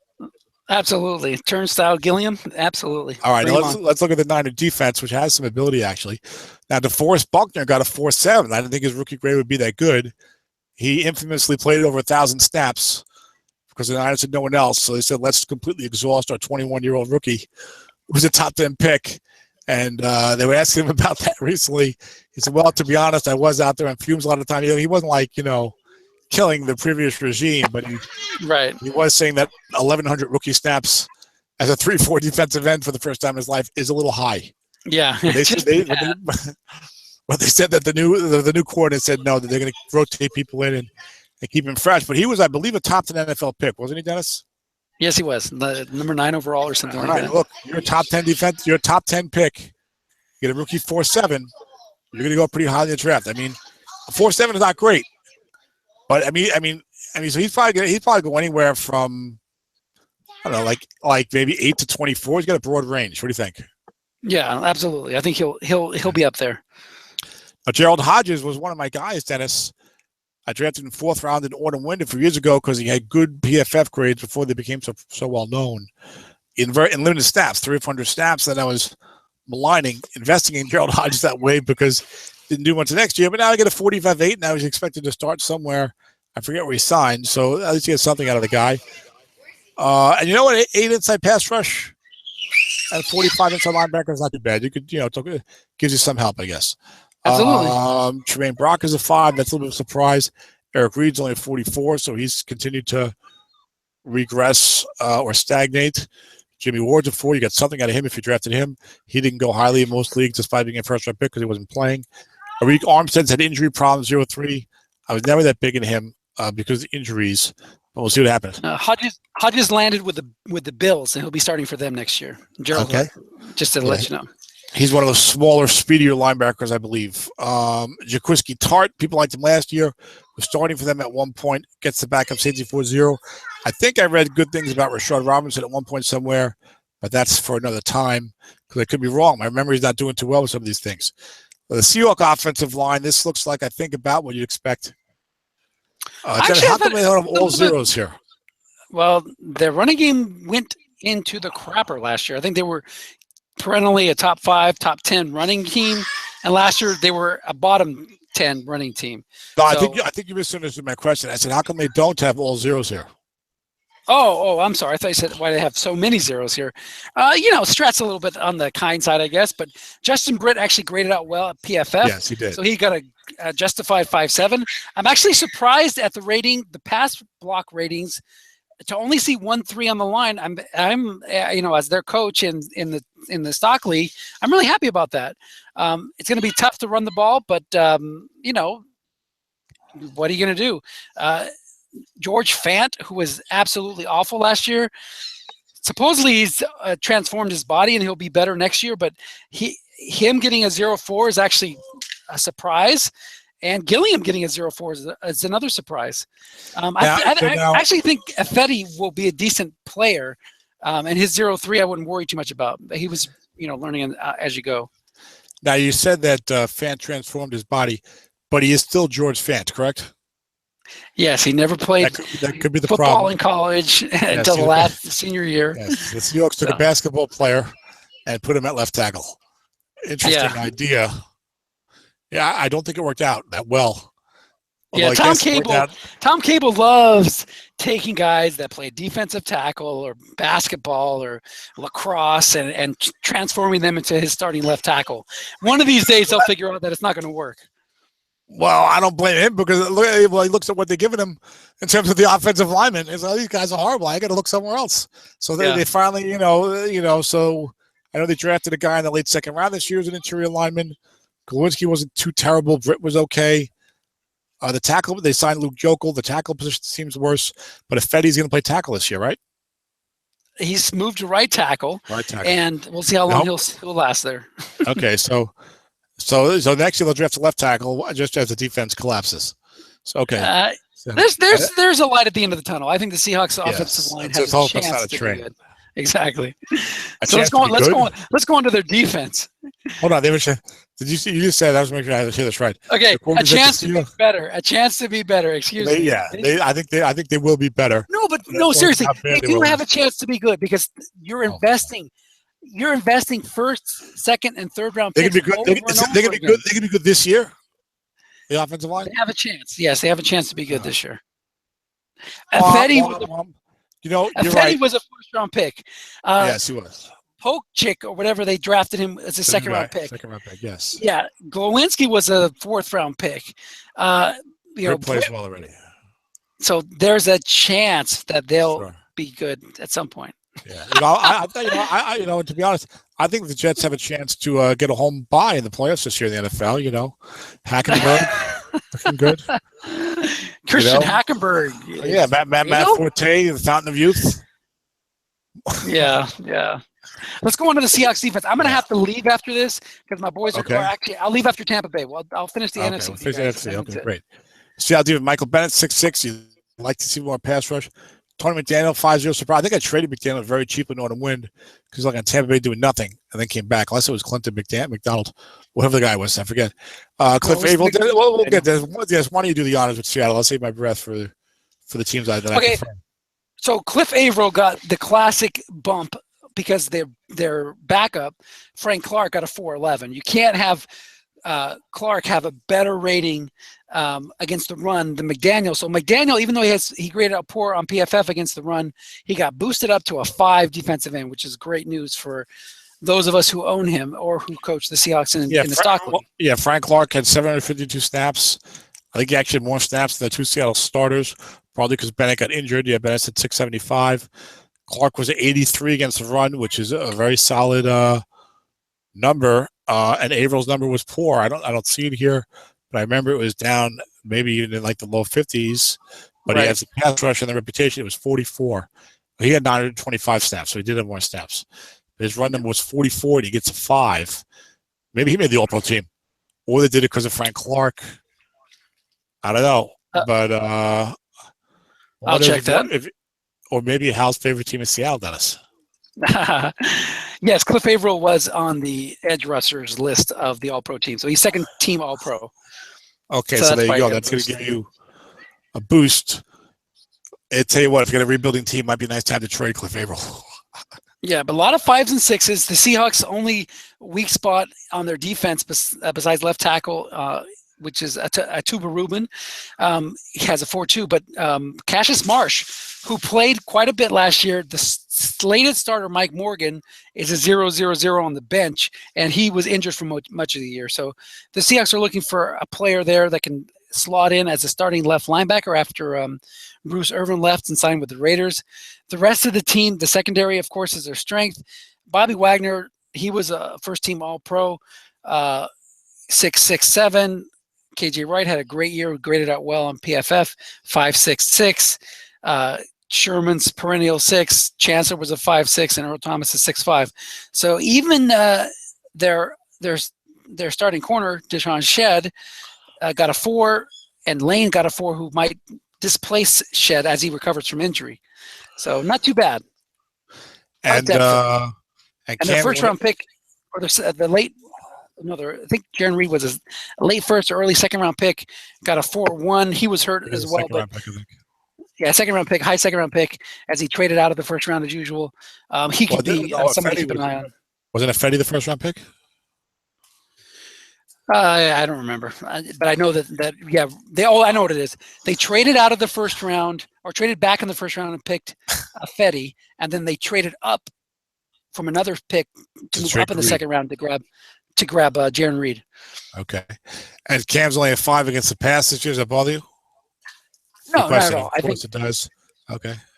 He's a 6 against the run. He's a big hitting safety. That's where he's always going to shine. So he'll be one of those guys who has a 5.6 or a 4.5 most years.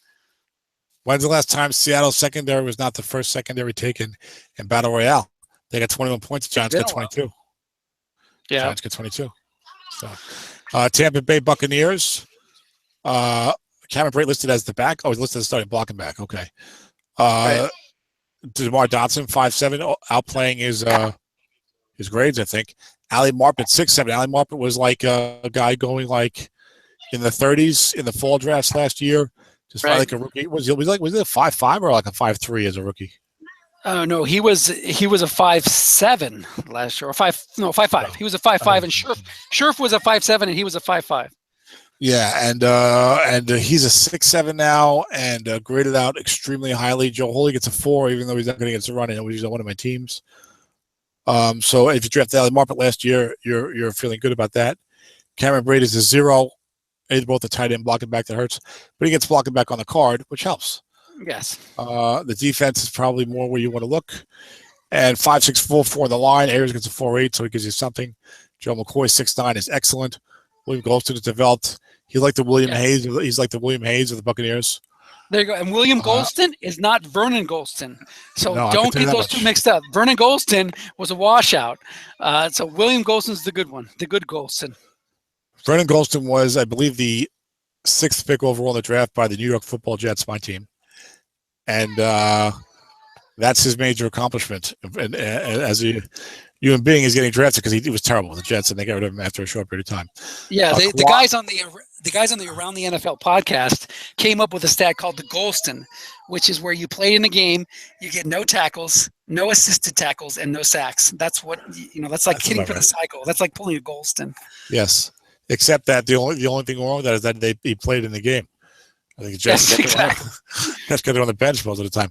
Quan Alexander was a guy that was not a very high pick in the fall leagues, rose in the spring leagues, very small. I think he doesn't even weigh 230 pounds. 0. So that's pretty nice for the pass grade. You don't worry much about the run defense nowadays. Brent Grimes, back from the dead, gets a 6. There you go. I picked him up from Keith Mowbray, Dennis, in Masters of 18. It's going to be Brent Grimes and Patrick Peterson at corner.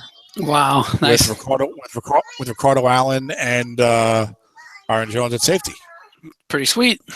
And Lorenzo Alexander and Nick Perry outside linebacker. Who are now zeros against the pass. So the choice with the blitz. But he was high up. Brent Grimes, look at this. He was 5th in the NFL in coverage at 89.9. And as we could see, I think AJ Bouye did get the 6. The top 8 guys all got 6s. And then they also gave them to Marcus Peters, Josh Norman, Patrick Peterson, and Richard Sherman. Okay, Tom, I'm going to check out now. Good luck with the Redskins and the AFC. Thanks, everybody, for listening, and I'll catch up with you guys later. All right, guys. Thank you, Dennis, very much. We don't have the special effects anymore, so no applause for you. I didn't warn any tonight. Take care, guys. Yes. Take care. All right, I'll try not to get bogged down too far. It's a lot to get through. It's 12:30 Eastern time, but I will soldier on. So Brian gets 6, Conti gets a 4-0. Vernon Hargreaves gets a 0 at corner. I thought he might get the 4. He was, I think, the number 9 pick in the draft, maybe 11. I keep forgetting whether or not he went ahead of Eli Apple, and I don't think I'll be able to find his grade too quickly because it's fairly poor down near the bottom. Artie Burns, I know, got a 4. Eli Apple got a 4, but he might not be starting. It might be the third guy again. So it'll be interesting to see where Hargraves goes in the draft. I do think he's going to be scheduled to start. But it's a weird draft for corners. A lot of guys that were like drafted in the 20s in the NFL, first-round picks. It feels that way anyway. Maybe I'm wrong. I know Artie Burns was one of those. I think guys like Hargreaves and Apple don't really give you a good rookie rating for guys that were drafted so highly. Apple might not be starting. Who do you take, Apple or Hargreaves? And Bradbury was taken. It was an NFL second-round pick, but he's a 5, so he'll be the first one off the board. It's going to be an interesting draft for corners. Not a great draft for corners by any stretch of the imagination, but maybe you catch somebody late and they do good. Artie Burns looks like he might be good. You don't think of Pittsburgh as a place for young corners who do well. They usually have project guys who they play there. Maybe it's part of why the secondary has not always been that great in recent years. You think of them as more of a linebacker place, but maybe that's changing as they adjust to the modern NFL as well. I love the Steelers always do a great job with everything. Bradley McDougall was a 4.5. He was a rookie last year. I think this is a favorable grade for him based upon his strat grades. Now, he signed, I believe, with Seattle to be their third safety. So I don't think he'll be starting out there. Certainly not with Cam Chancellor and Earl Thomas, both of whom, though, suffered injuries last year, so maybe he's a bit of insurance there. He was a 74 in coverage, 77 against the run, so that's about a right grade for Strat. So he'll be interesting. If you have him and you don't need him, I mean, how much are you going to get from him in trade anyway, unless you're in a really big league like What a Wind, 30 teams. Or do you sit on him and maybe you see how a guy gets injured and he plays well, or maybe in 2 years he emerges somewhere else as a starter. Always tough to make those calls with guys like that. Ultron Werner down to a 0. Washington, Morgan Moses, 5'7". They don't get sacked much. They have the quick passing offense. Brandon Scherf gets a 6'7". Spencer Long, a 4'5", and Michael Reeves are listening. Sean Laval, 4'3". Trent Williams, 6'7", one of the best tackles in the game. So nice offensive line for the Skins. Rob Kelly is a halfback. Jameson Crowder must have not carried the ball. I thought he did, but I guess not. And Jordan Reed got a 4, looks like. he got a 4. He's one of those guys, receiving tight end, that is always a candidate to get a 0, it seems like nowadays. Unless you're Gronk or Kelsey. And on defense, you got Ricky Jean-Francois, nobody's idea of a good time at defensive end. He was like a 4-1 or a best of 5-3 or something like that. Ziggy Hood, nose tackle 0, former Steeler first-round pick. The Redskins had a lot of problems up there with the nose tackle position, and I don't think they really solved it in the offseason. Chris Baker might play. No, he signed with Tampa Bay, and he's going to be a 4-3 tackle. He's on 2 of my teams. Defensive end 5-3 this year. Preston Smith, 44-6, emerged a little bit. Trent Murphy, the backup, 0-5-11. I talked about this in the fall draft recap shows. You had a problem where we knew that Trent Murphy was a good player. He was like a second-round pick in his own right in the NFL a couple of years ago. Looked pretty good. Started a couple of years for Washington. Of course, Kerrigan's got one spot locked down. And they drafted Preston Smith in the second round, and he was playing well and was taking Murphy's snaps by the end of his rookie season. And now you see this year in Strat, Smith's the starter, and Murphy's on the bench. I'm not sure what the situation is for next year in the NFL, but you might want to watch that. Murphy should be starting in the NFL, unless he's going to be part of this rotation. Kerrigan's a 0-5-12-2. So you see, again, he's following that model of Nick Perry, Marcus Golden, and Kerrigan's, I think, usually been a 5 against the pass. So guys will be very unhappy with that.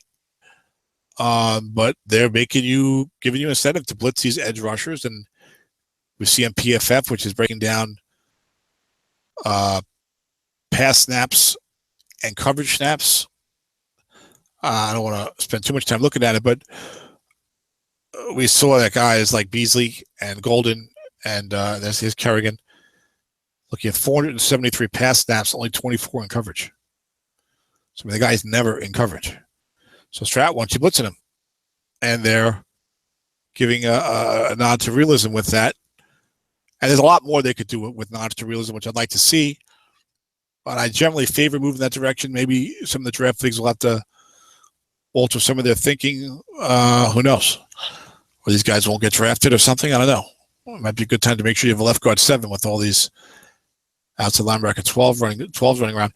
You certainly don't want to play a 4-3 in a draft league and you got an outside linebacker 0 against the pass. That's going to be tough to try to countenance. But there also don't seem to be too many good nose tackles around. I myself have played with nose tackle 4s and don't mind it, but there seems to be some changing dynamics that may require some consideration on the part of draft league coaches. Bashar Breeland gets a 4, didn't really play very well. He had the 5 last year. Josh Noma got a 6. Must have made the All-Pro team. His grade was, I think, below 80. Didn't seem to be nearly as good as he was with Carolina, but was still a good corner. And that's about it. I think he gets an N4-1. Not a lot else to look at right here. Michael Reeves is texting me something. I don't think I'll look at that right now, Michael. So I want to pay attention to what's going on on the screen. But as I say that, I start to click over and see. Yes, Michael's noting all the extra pass rushers on 3-4 teams on a 4-3-1 inside linebackers to the outside.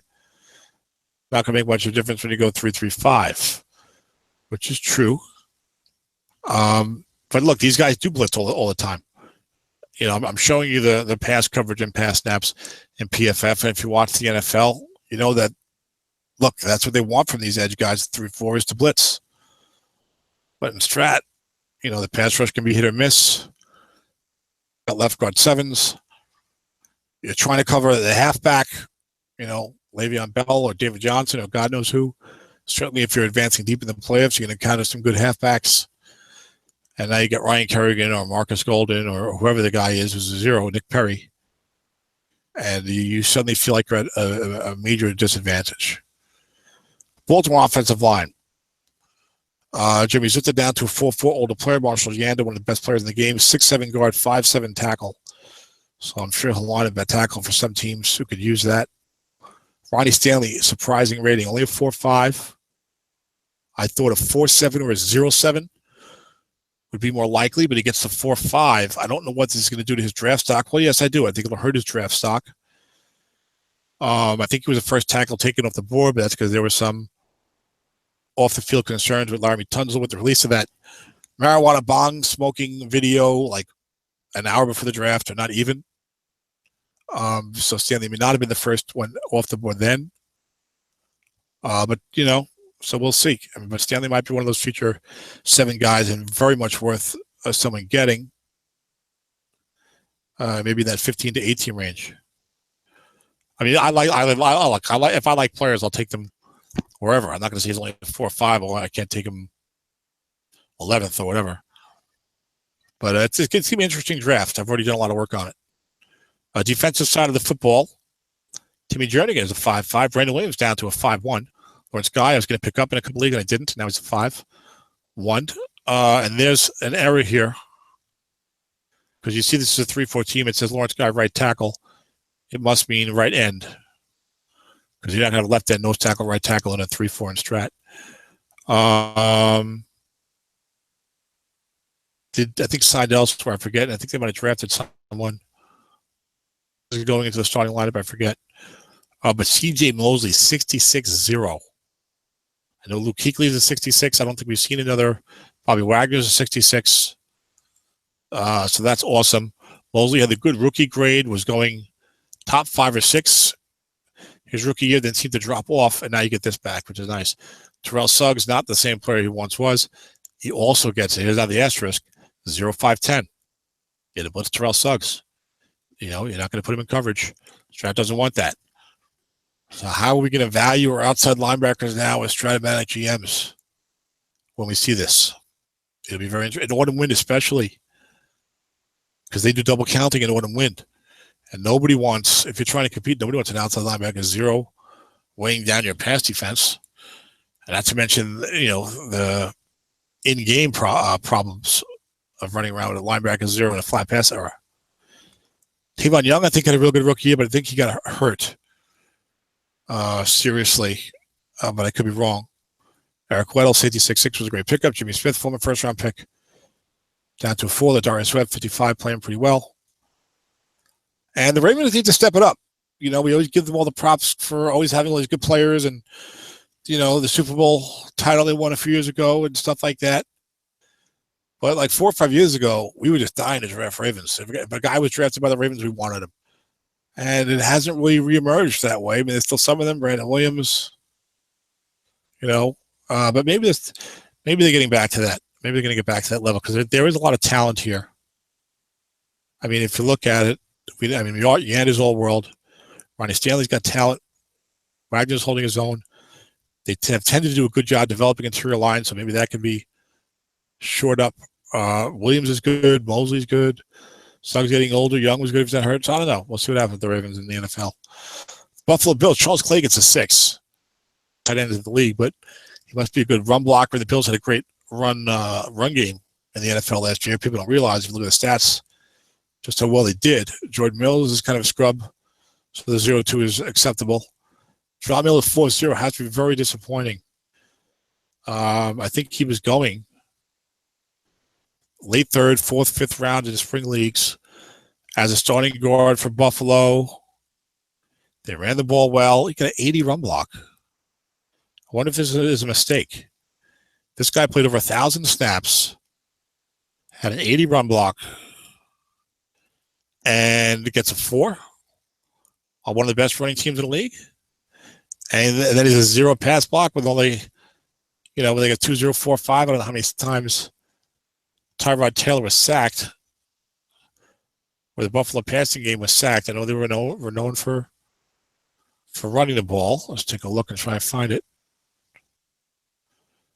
I feel like I can never find these things when I want them. Sacked 39 times. You get a right tackle 0 and a right guard. You get a right tackle 2 and a right guard 0? Ed, I know Ed's listening. Ed, do me a favor and email me John Miller, right guard 40, and the Lawrence Guy error. And we can notify Strat-O-Matic, and we can inquire about John Miller and notify about Lawrence Guy. Eric Wood gets a 5 foot. Magneto 6'5". He rehabilitated his career, I guess. I was going to say his reputation, but maybe not. They talk to him NFL top 100 all the time. This guy was a pariah a couple years ago for bullying Jonathan Martin out of the NFL, basically, I think. But I guess maybe there was more to the story. Cordy Glenn's a 4.5, played with some injuries last year. He's come down a little bit, but he might still be good. I know some people have Ryan Groy, who filled in for injured Eric Wood, gets a backup set of 4.4. That's helpful. And Cyrus Kuhn-Tijo, I thought, was starting at the tackle spot, but he gets a 0-0. He was going to start, and then he got cut after some bizarre off-the-field behavior. So maybe he was scheduled to start this upcoming year. And it wasn't last year. I don't recall. The Buffalo defensive Rex Ryan's last year, which had a lot of injuries, was a 3-4. It goes 6-5-4. Marcel Darius gets a nose tackle 5-4, which is good. They're going back to a 4-3 this year with their new head coach and defensive coordinator. Kyle Williams, 6'5", is nice. Lorenzo Alexander came from nowhere, 33 years old. Gets a 45-12-8. So he didn't get dinged with a 0, but he might have played in coverage more. He might have graded out better, things like that. Now, who is Zach Brown? Zach Brown is a 65-8. Is it the former Titan? Zach Brown? Can I get a... Look at the chat box. I don't know if any of you guys have the ability to use that chat box on the side. Dennis probably left group chat. Yep. I think he's the former... There was a Tennessee linebacker, I think, named Zach Brown, who got a couple of decent ratings a couple of years ago, and then I think got benched and didn't seem to be doing much. Disappeared. I thought he was out of football.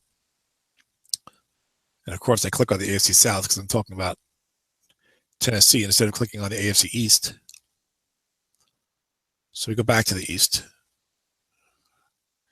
TJ Yates is the backup quarterback in Buffalo. You see, always learning something. That I did not know.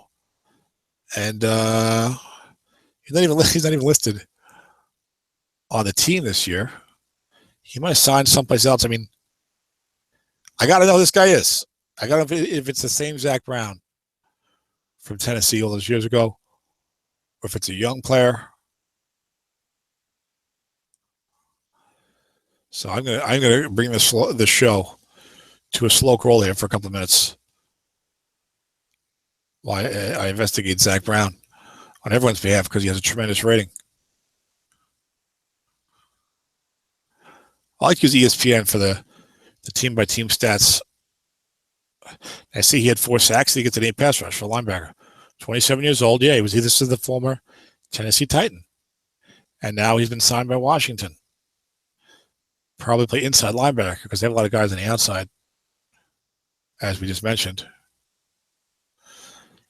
So he might still be on a lot of people's teams. He had no card in 2014, but he had a rating in 2015. It might have been a terrible one. I don't recall. And I should see if he is. Oh, yeah, he's already on teams in Somifa. That's Kansas City. Is that Dan? Might be Dan. AW Chicago. So he's already on teams. Either way, he had a great. He had a good grade. He had a great strat rating, 65-8 inside linebacker. Wow. Terry Hughes down to a 0-10. He's getting older. Ronald Darby's down to a 4 at a bad year.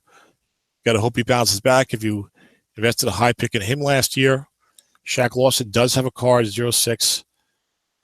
He was a high pick. Had some injuries. Didn't have a great rookie year. They're going to get back Reggie Ragland, I think. Was a high second-round pick for them last year and got injured for the whole season. He's a linebacker out of Alabama. So Buffalo could, get some parts back in the defense. Maybe have a better season. We'll see.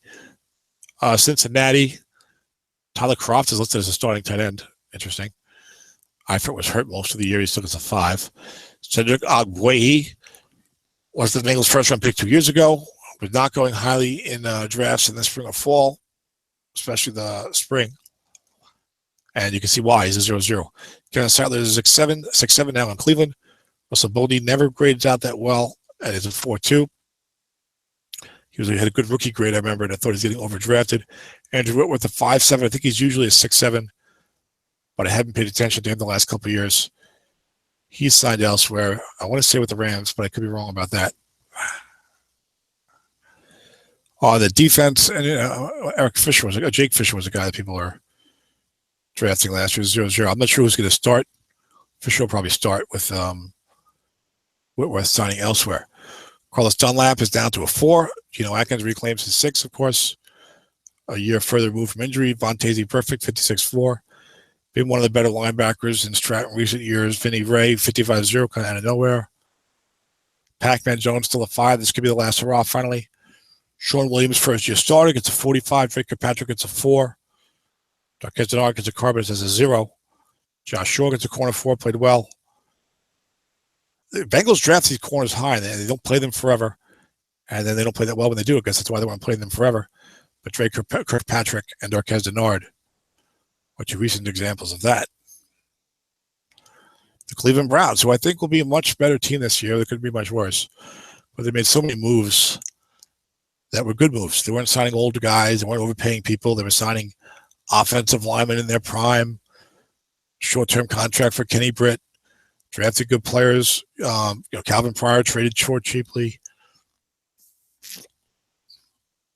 Brought back Jamie Collins with the extension last year. So I'm not saying they're going to make the playoffs for anything, but maybe 5-11, 6-10, but much more competitive. And if Cody Kessler or Deshaun Kaiser does something, I could see this team, 7-9, 8-8, maybe. Who knows? So I would have been happy if they brought back Gary Barnidge. He was not making a lot of money. Let him walk for no reason. They got a rookie tight end. They often take time to develop. And the tight end can be a safety valve for a young quarterback, whether it's Kessler or Kaiser. So I would have maybe brought him back. John Greco gets a 5-3 decent. The rest of this line not that good. Joe Thomas is 6-4. That's not a reflection on Joe. It's a reflection on the Cleveland inability to avoid sacks. They couldn't give him a 7 because they got sacked so often. So he's down to a 6-4. If you have him and you're on a team that was rebuilding, I think that really hurts you. You got to hold on to him for another year. Hope he doesn't get hurt. If he stays healthy, he'll probably reclaim that 7. The overall Cleveland line is so much better now that unless their quarterbacks hold on to the ball forever, the sacks should go way down. Defensively, Danny Shelton's 5 is a real blessing for people that drafted him last year. Unfortunately, Cleveland's moving to a 4-3, so Shelton's going to be a 4-3 defensive tackle. You're not going to get that nose tackle 5 that we're all fiending, And not only that, but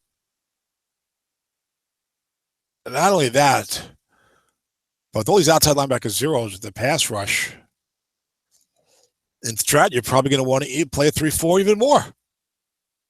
So you even more would want a nose tackle over a 4-3 defensive tackle. Jamie Collins down to a 45-6. Christian Kirksey gets the interesting 0.66. Joe Hayden down to a 0 deserved. Jamar Taylor got a good grade, got a 5 and a new contract. And there's some young players on this defense, Carl Nassib, Emmanuel Agba, who will see some interest in the drafts. Denver offensive line they got multiple zeros on it. Virgil Green's a 6 at tight end. Matt Paradis is 6'7" at center. Was one of the highest graded centers in PFF, but let's hope he bounces back from, I believe, multiple hip surgeries, which sounds pretty rough. You got to be happy Russell Wilkins 5'4". He wasn't doing much that I could see. Max Garcia is a young player. Tyson Braulio played some for them. I don't know if he's supposed to start or not. I said Ty. Is it Ty or T-Y? It's Ty. Tyson Braulio. And you know what? I just said, I wonder if Demaryius Thomas got a 4. That's why I scrolled back up. And he did. He's kind of a big guy. He gets a 4.4. And I think Andy Janovich might be a decent fullback. We'll see. Now, of course, they have a new coaching staff with Kubiak retiring for health reasons. So that can change the utility of a lot of players on the offense and the offensive line and all kinds of things like that. Defense, Derek Wolfe down to a 5. Sylvester Williams down to a 0. Both expected and deserved. Von Miller, All-World, 66, 12, 8. That's awesome. Brandon Marshall, 65-0. Todd Davis, 45-0. Not bad if you drafted him. DeMarcus Ware's last rating, he retired 47, 407. Shane Ray's a backup, 0-0-11. Probably disappointing. People wanted to get a 4 out of the past. Maybe see him as a starting and will be instead of Ware. Strat stored differently. Shaq Barrett, 45-4. I don't know what's going to happen with this Denver front 7 with the new coach. He said he's going to keep a lot of stuff the same and stuff like that, but we'll see. They're always tinkering. They still got the corner sixes. T.J. Ward 55 was a surprise. He's on at least one of my teams, and I thought for sure he was only going to get a 4 because his grade was not that great in coverage, I don't think. I don't see him up highly here. His coverage grade was 74. Run grade 79. He is a highly respected player. They do play real good defense. So maybe that's what did it. Darian Stewart, I did think would get the 5.5. He graded that much better. 81 coverage. 77 against the run. Bradley Roby had a poor year last year. You may remember when Denver won the Super Bowl, Bradley Roby got a backup corner 5. He had been their first round pick that year, was a rookie. Struggled a lot more this year. And Talib and Harris seem like they're not going anywhere. I thought Talib might be getting ready to change teams or be paid less money and walk as a free agent or, a cap casualty. Because I've got Roby on one of my teams, but it hasn't worked out. Kevin Webster, the backup, is now going to start for the Rams. Wade Phillips, who coached him over here. Some people like Justin Simmons, but again, new coaching staff. Always got to be leery about some of these young players with a new coaching staff.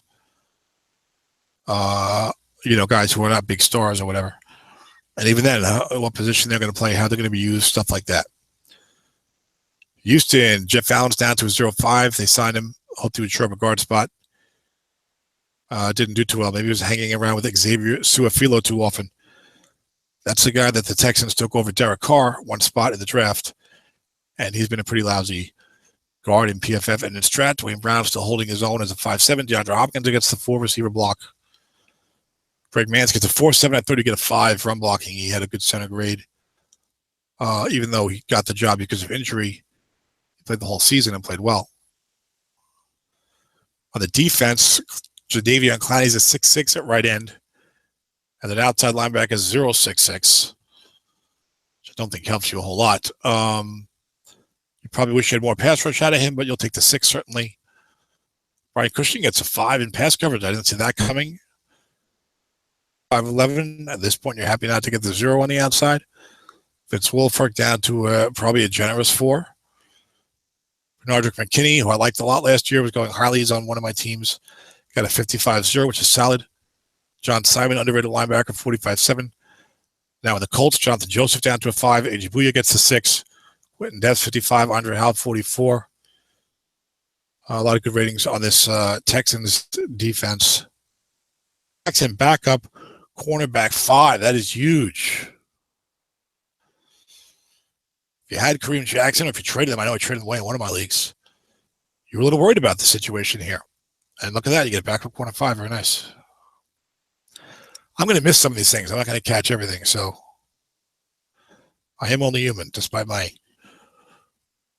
fanatical approach to some of these things.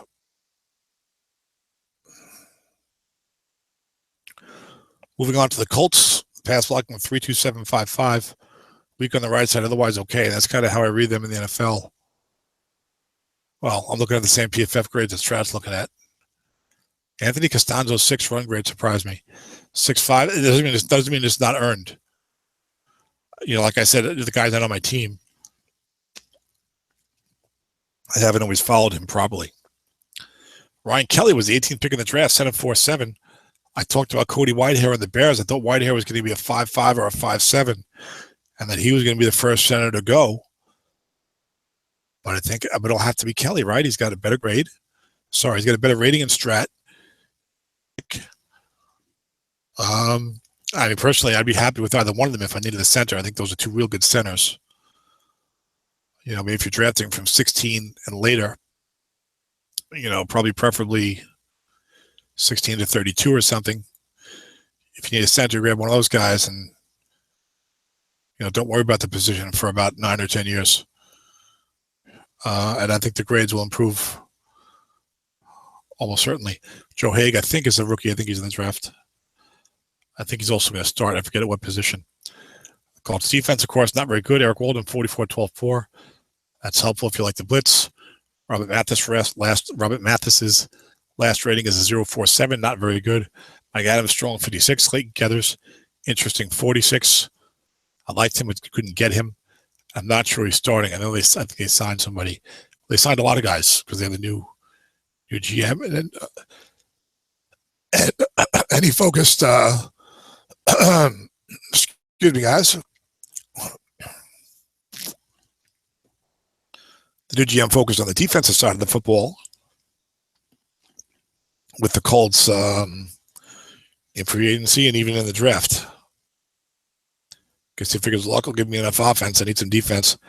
And they made, I think, some good signings. They could really use the emergence of a superstar defender or two from the draft so that the guys like Jabal Sheard and John Simon and, those type of guys don't have to be the best players on the defense.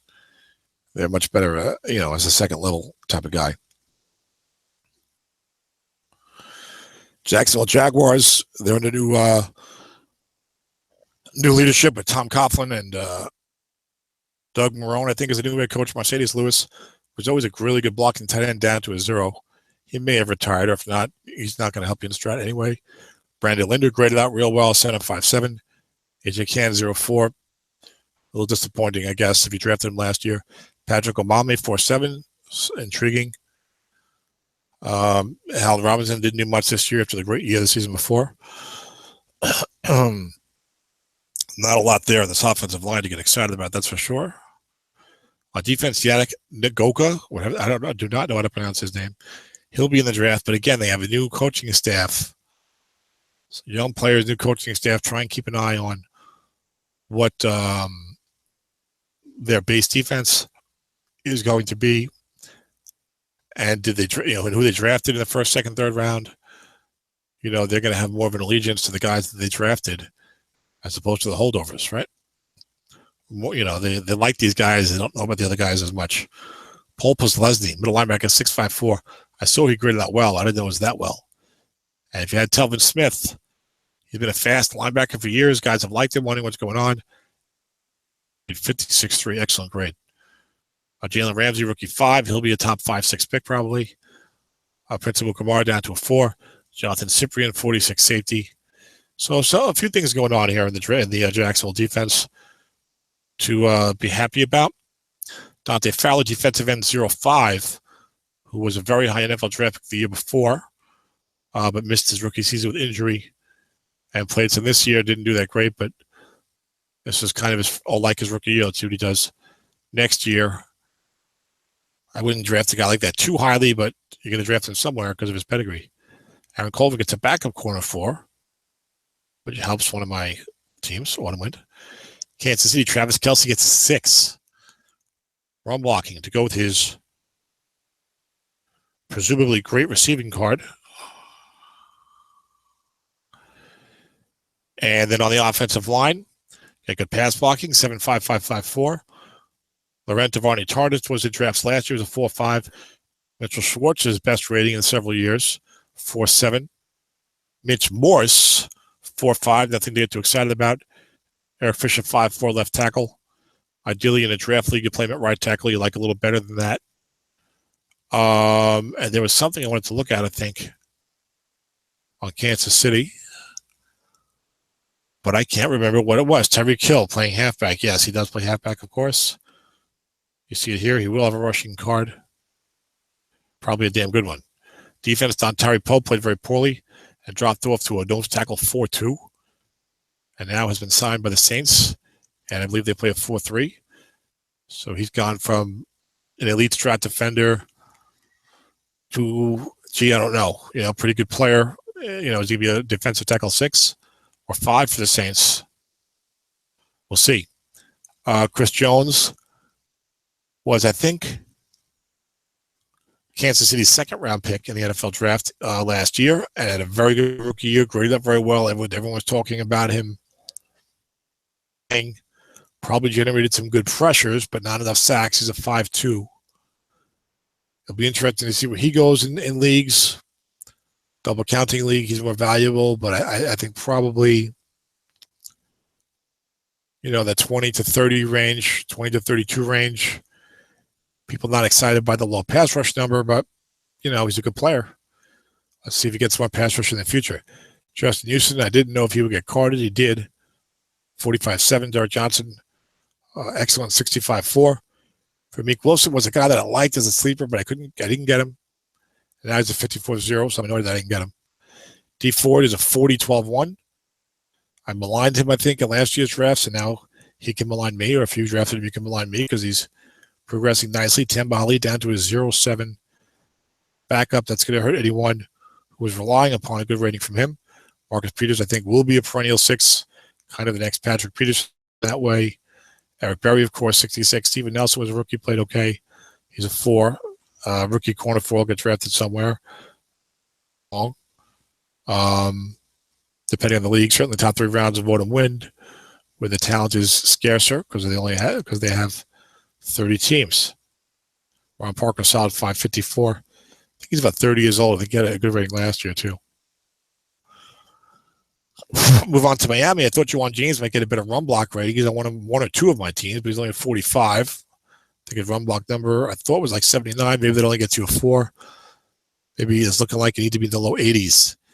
Jermon Bushrod not getting the ratings anymore, 0.5. But Larry Tunsil should be the big story here, a 4.7.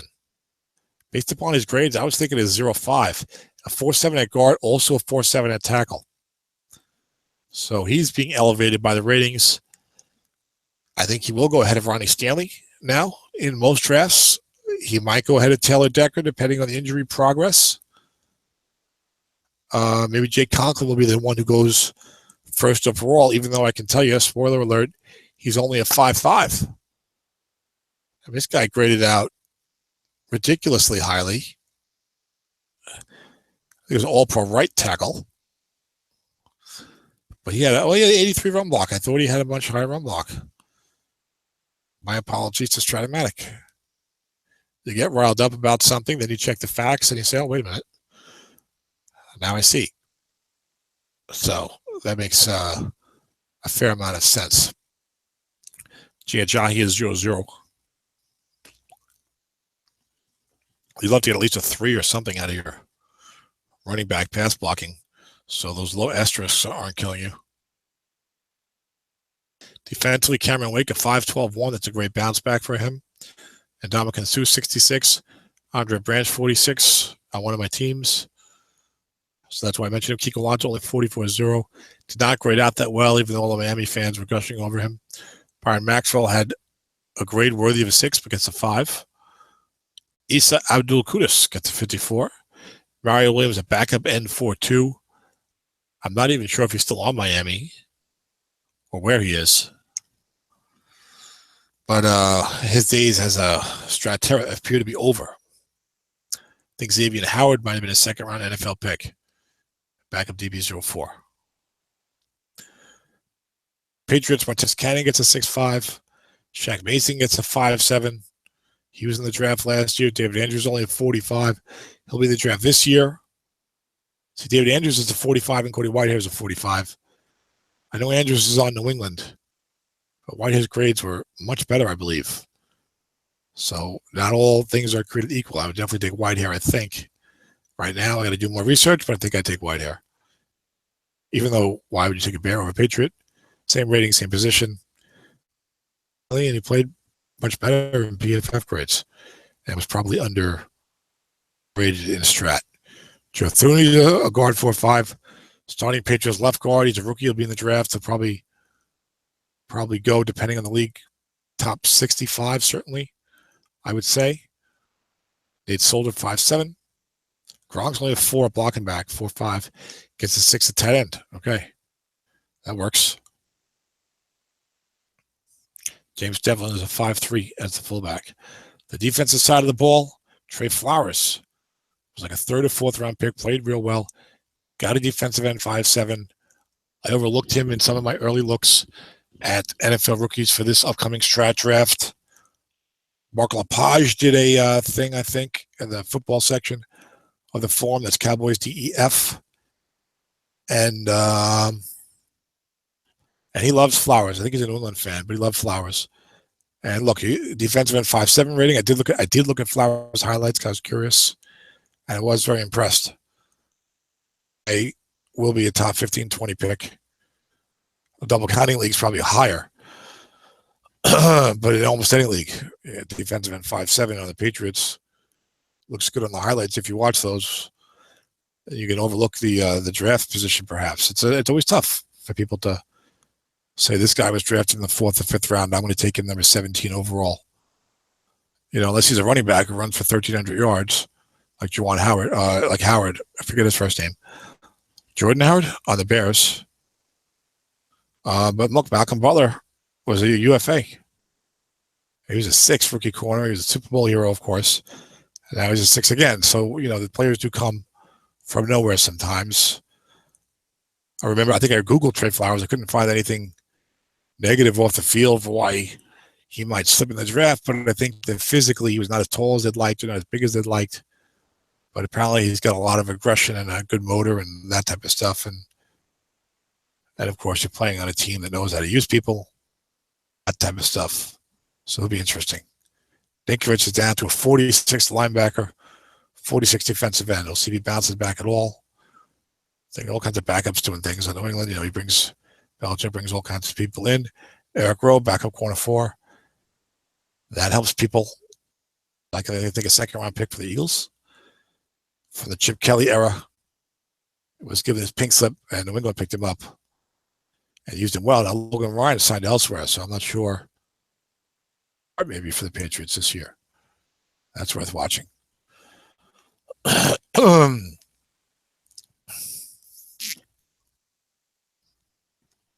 My Jets had a bad year last year. They're going to have a worse one this year.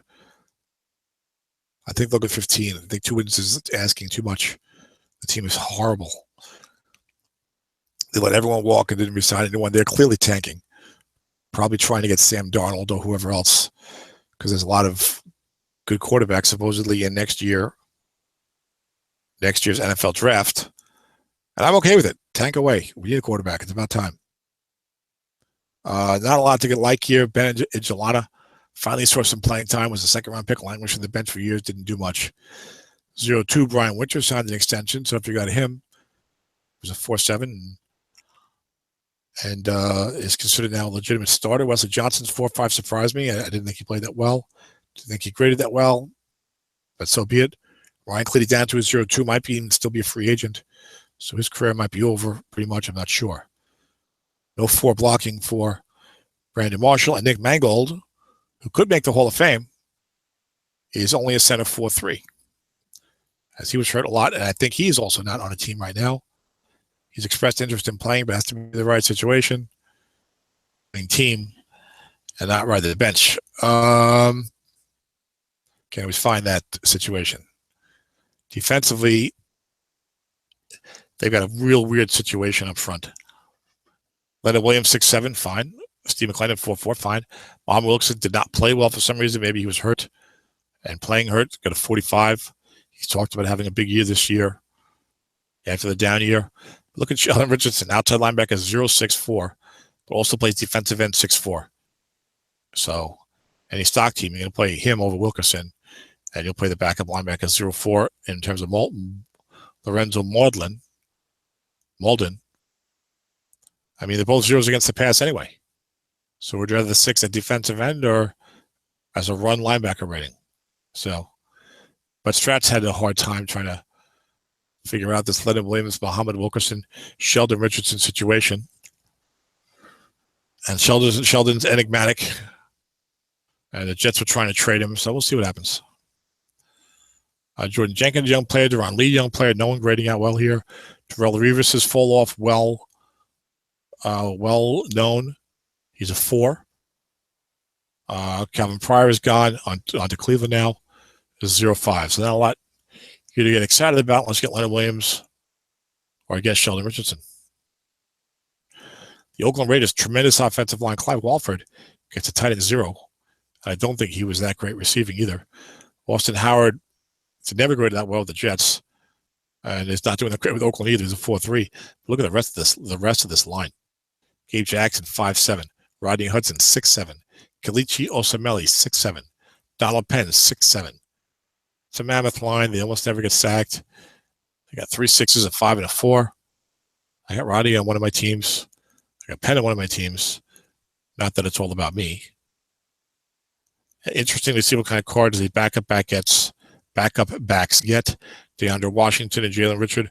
At least one of them had a gaudy average. They might both have had really high averages. I don't recall, but they are playing behind this line. But in stock teams, there's not that many blocking ratings, so we'll see what happens. Defensively, I think Jihad Ward is a rookie that some people like, even though he's a 0-0. Khalil Mack gets the end only, defensive end, 6'11". And then some interesting. Mario Edwards got a card, 0-0. He was that rookie 5 last year. So hopefully he can bounce back if you're a Mario Edwards owner. Although I think we already knew by the fall draft that he had a serious injury or something. I could be wrong about that. But some interesting stuff here. Linebacker Bruce Irvin, the former Seahawk, is a 45-10. But check out Perry Riley. He's always been kind of a journeyman until now. He's a middle linebacker, 55-0. Also plays outside linebacker as a 55-0. If only you could clone him. He could play both middle linebacker and outside linebacker. But wow, comes from nowhere. I knew he had a decent grade. I wasn't expecting it to be this good. I think he's on one of my teams. I have a few teams. So David Amerson down to a 4. I thought he might have got a 5. I didn't know his grade, though. He's not on my teams. Sean Smith gets a 5. Carl Joseph, the rookie, NFL first-round pick, gets a rookie 5. He's going to go high. I know it's only a safety, but I think he'll be a top 15, 16 type of pick, easy. And that's about it. Reggie Nelson down to a 45. I guess he finally slipped up a little bit. I wonder if he's still playing for Oakland. He's like 33, 34, I think. Of course, he took Charles Woodson's spot, so I guess that's comparatively youthful.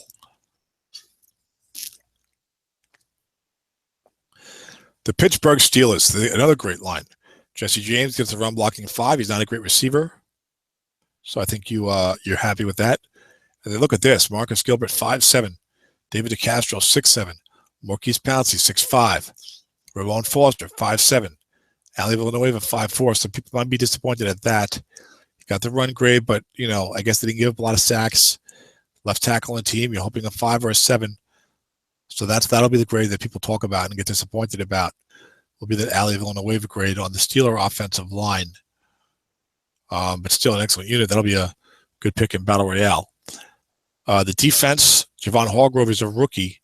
I think he was only like a 5th-round pick or something. But he's a starting nose tackle, and there's not a lot of those around for Pittsburgh. He's a 4.2. Not a great rookie rating, but he'll get more love than that rating is offering. I think he'll be a 2nd-round pick in Somifa. Probably top 50, certainly top 60, which is just 2 rounds in AW. Stephon Tuitt gets a 5.4, settling in as a 3.4 defensive end. Bud Dupree, 44.6. I would have thought a little better on the pass rush, I thought, from him. I could be wrong about his sack total, but he's a young player developing, so you might see a big uptick for him in the coming seasons.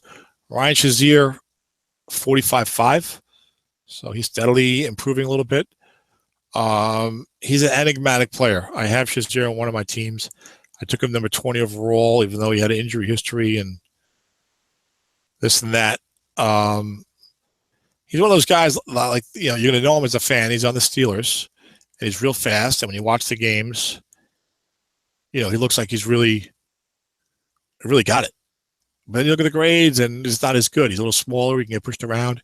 He gets injured a little too often. So we'll see. He's also very young. He's probably, he's still developing his body. So he could really burst on the scene and start getting great ratings in a couple of years, or he could, go the way of Michael Kendricks or somebody and not really develop the way that you hoped. James Harrison is amazing, 55.7. This guy is like 40 years old almost. Audie Burns, rookie left corner 4. If you're a William Gate owner, you got screwed here today because the Steelers had a situation where first-round pick Audie Burns, Ross Cockrell, and William Gate all played a similar number of snaps at corner, and William Gate graded out really well. as a Ross Cockrell. So Gay could have been a 5 as a starting corner, but not if they made Artie Burns a starting corner. And they did. Cockrell gets a 5, which he had a good grade. Artie Burns gets a start, and it's only a 4. I think his grade, because his grade was much worse than William Gay's. William Gay gets relegated to a backup as a 4. So bad news for William Gay owners, particularly in a large league where you can't pick up another 5 so easily at corner. Jervis Jones remains closer to a bust than anything else. Backup outside linebacker 45-3. But some, Artie Burns, I mean, it'll be interesting to see where he goes in drafts. Depends how much a lot of people like him. I can see him going as high as 18. I think 19 to 25, 19 to 27 will probably be Artie's range. And let's see if I haven't looked at his highlights yet. You know, I like to watch the highlights in the corners, the video highlights. But let's see if he becomes the first, Steeler first round corner. Well, he is the first Steelers first long time. Let's see if he is, shows that he's worth it. The San Diego Superchargers, as Dennis would say. Hunter Henry, rookie 4. He's got a decent receiving card. Looked good. He'll be a high pick. How high depends on your league. Could be a first-round pick in Somifa. Could certainly be a top 30 pick in Somifa. Autumn win, double counting. Maybe slips into the second round. Hard to say. They retooled their offensive line this year. You can see why. It was terrible. Matt Slauson's a quality veteran, 5'7". Then you got 3 zeros and a 4 run blocking. They can pass block well as Phillip Rivers got rid of the ball. Tyrell Williams will probably have a good card. I bet does not get drafted too highly because he lacks the pedigree. I got to look at his highlights before I could comment. That's it on the offense. Defense, Joey Bosa gets the 5'11". The Chargers might have a good defense this year. You know, they've got a lot of linebacker depth. They're going to a 4-3. They're moving Ingram to the down line. If Jason Verrett is healthy, and he's coming back, you know, they could have a good defense. Now, Bosa is a 5'11" rookie. You know, signed late. I think, wasn't in, pulled a hamstring or something early. But when he got going, he really got going. He's going to be in the fall, top 5 draft. Look, your top 5 is probably going to be Prescott, not in order. Prescott, Carson Wentz, Ezekiel Elliott, Joey Bosa, and Jalen Ramsey. Almost every league, that's going to be your top 5. I have a hard time seeing it be different. Brandon Mebane was on the fence, or on the bubble, for nose tackle 4. Nose tackle 5 gets a nose tackle 5. I think Dan Morin has him in Somifa. That's going to help Dan immeasurably. He'll be the hot nose tackle to trade for that everyone's trading for in every league. When you're going for the year and you need a nose tackle 5, there's not a lot of guys out there, and he's an older guy. So I bet you see Brandon Mebane getting traded left and right in a lot of leagues. Melvin Ingram has a great rating, 56-10. I own him in Somifa. I'm very happy with that, of course. Look, you get a linebacker at 55 better on the outside. Nowadays, you're going to be real happy. Because the split rating is getting 54s, you're getting 46s. We want 55 plus, right? We grew up knowing 5s are better, or solid. 56-10, it gives you pass rush too. Jatavis Brown, it was either a mid-round pick or a UFA, smaller, faster guy, gets a good rating, 54-5. He's, he will be probably a first-round pick in AW. And I got to look at his highlights. I got to see his snaps. I don't think his snap total was super high. See what their plan is for him this year. He might be a candidate to be overgraded.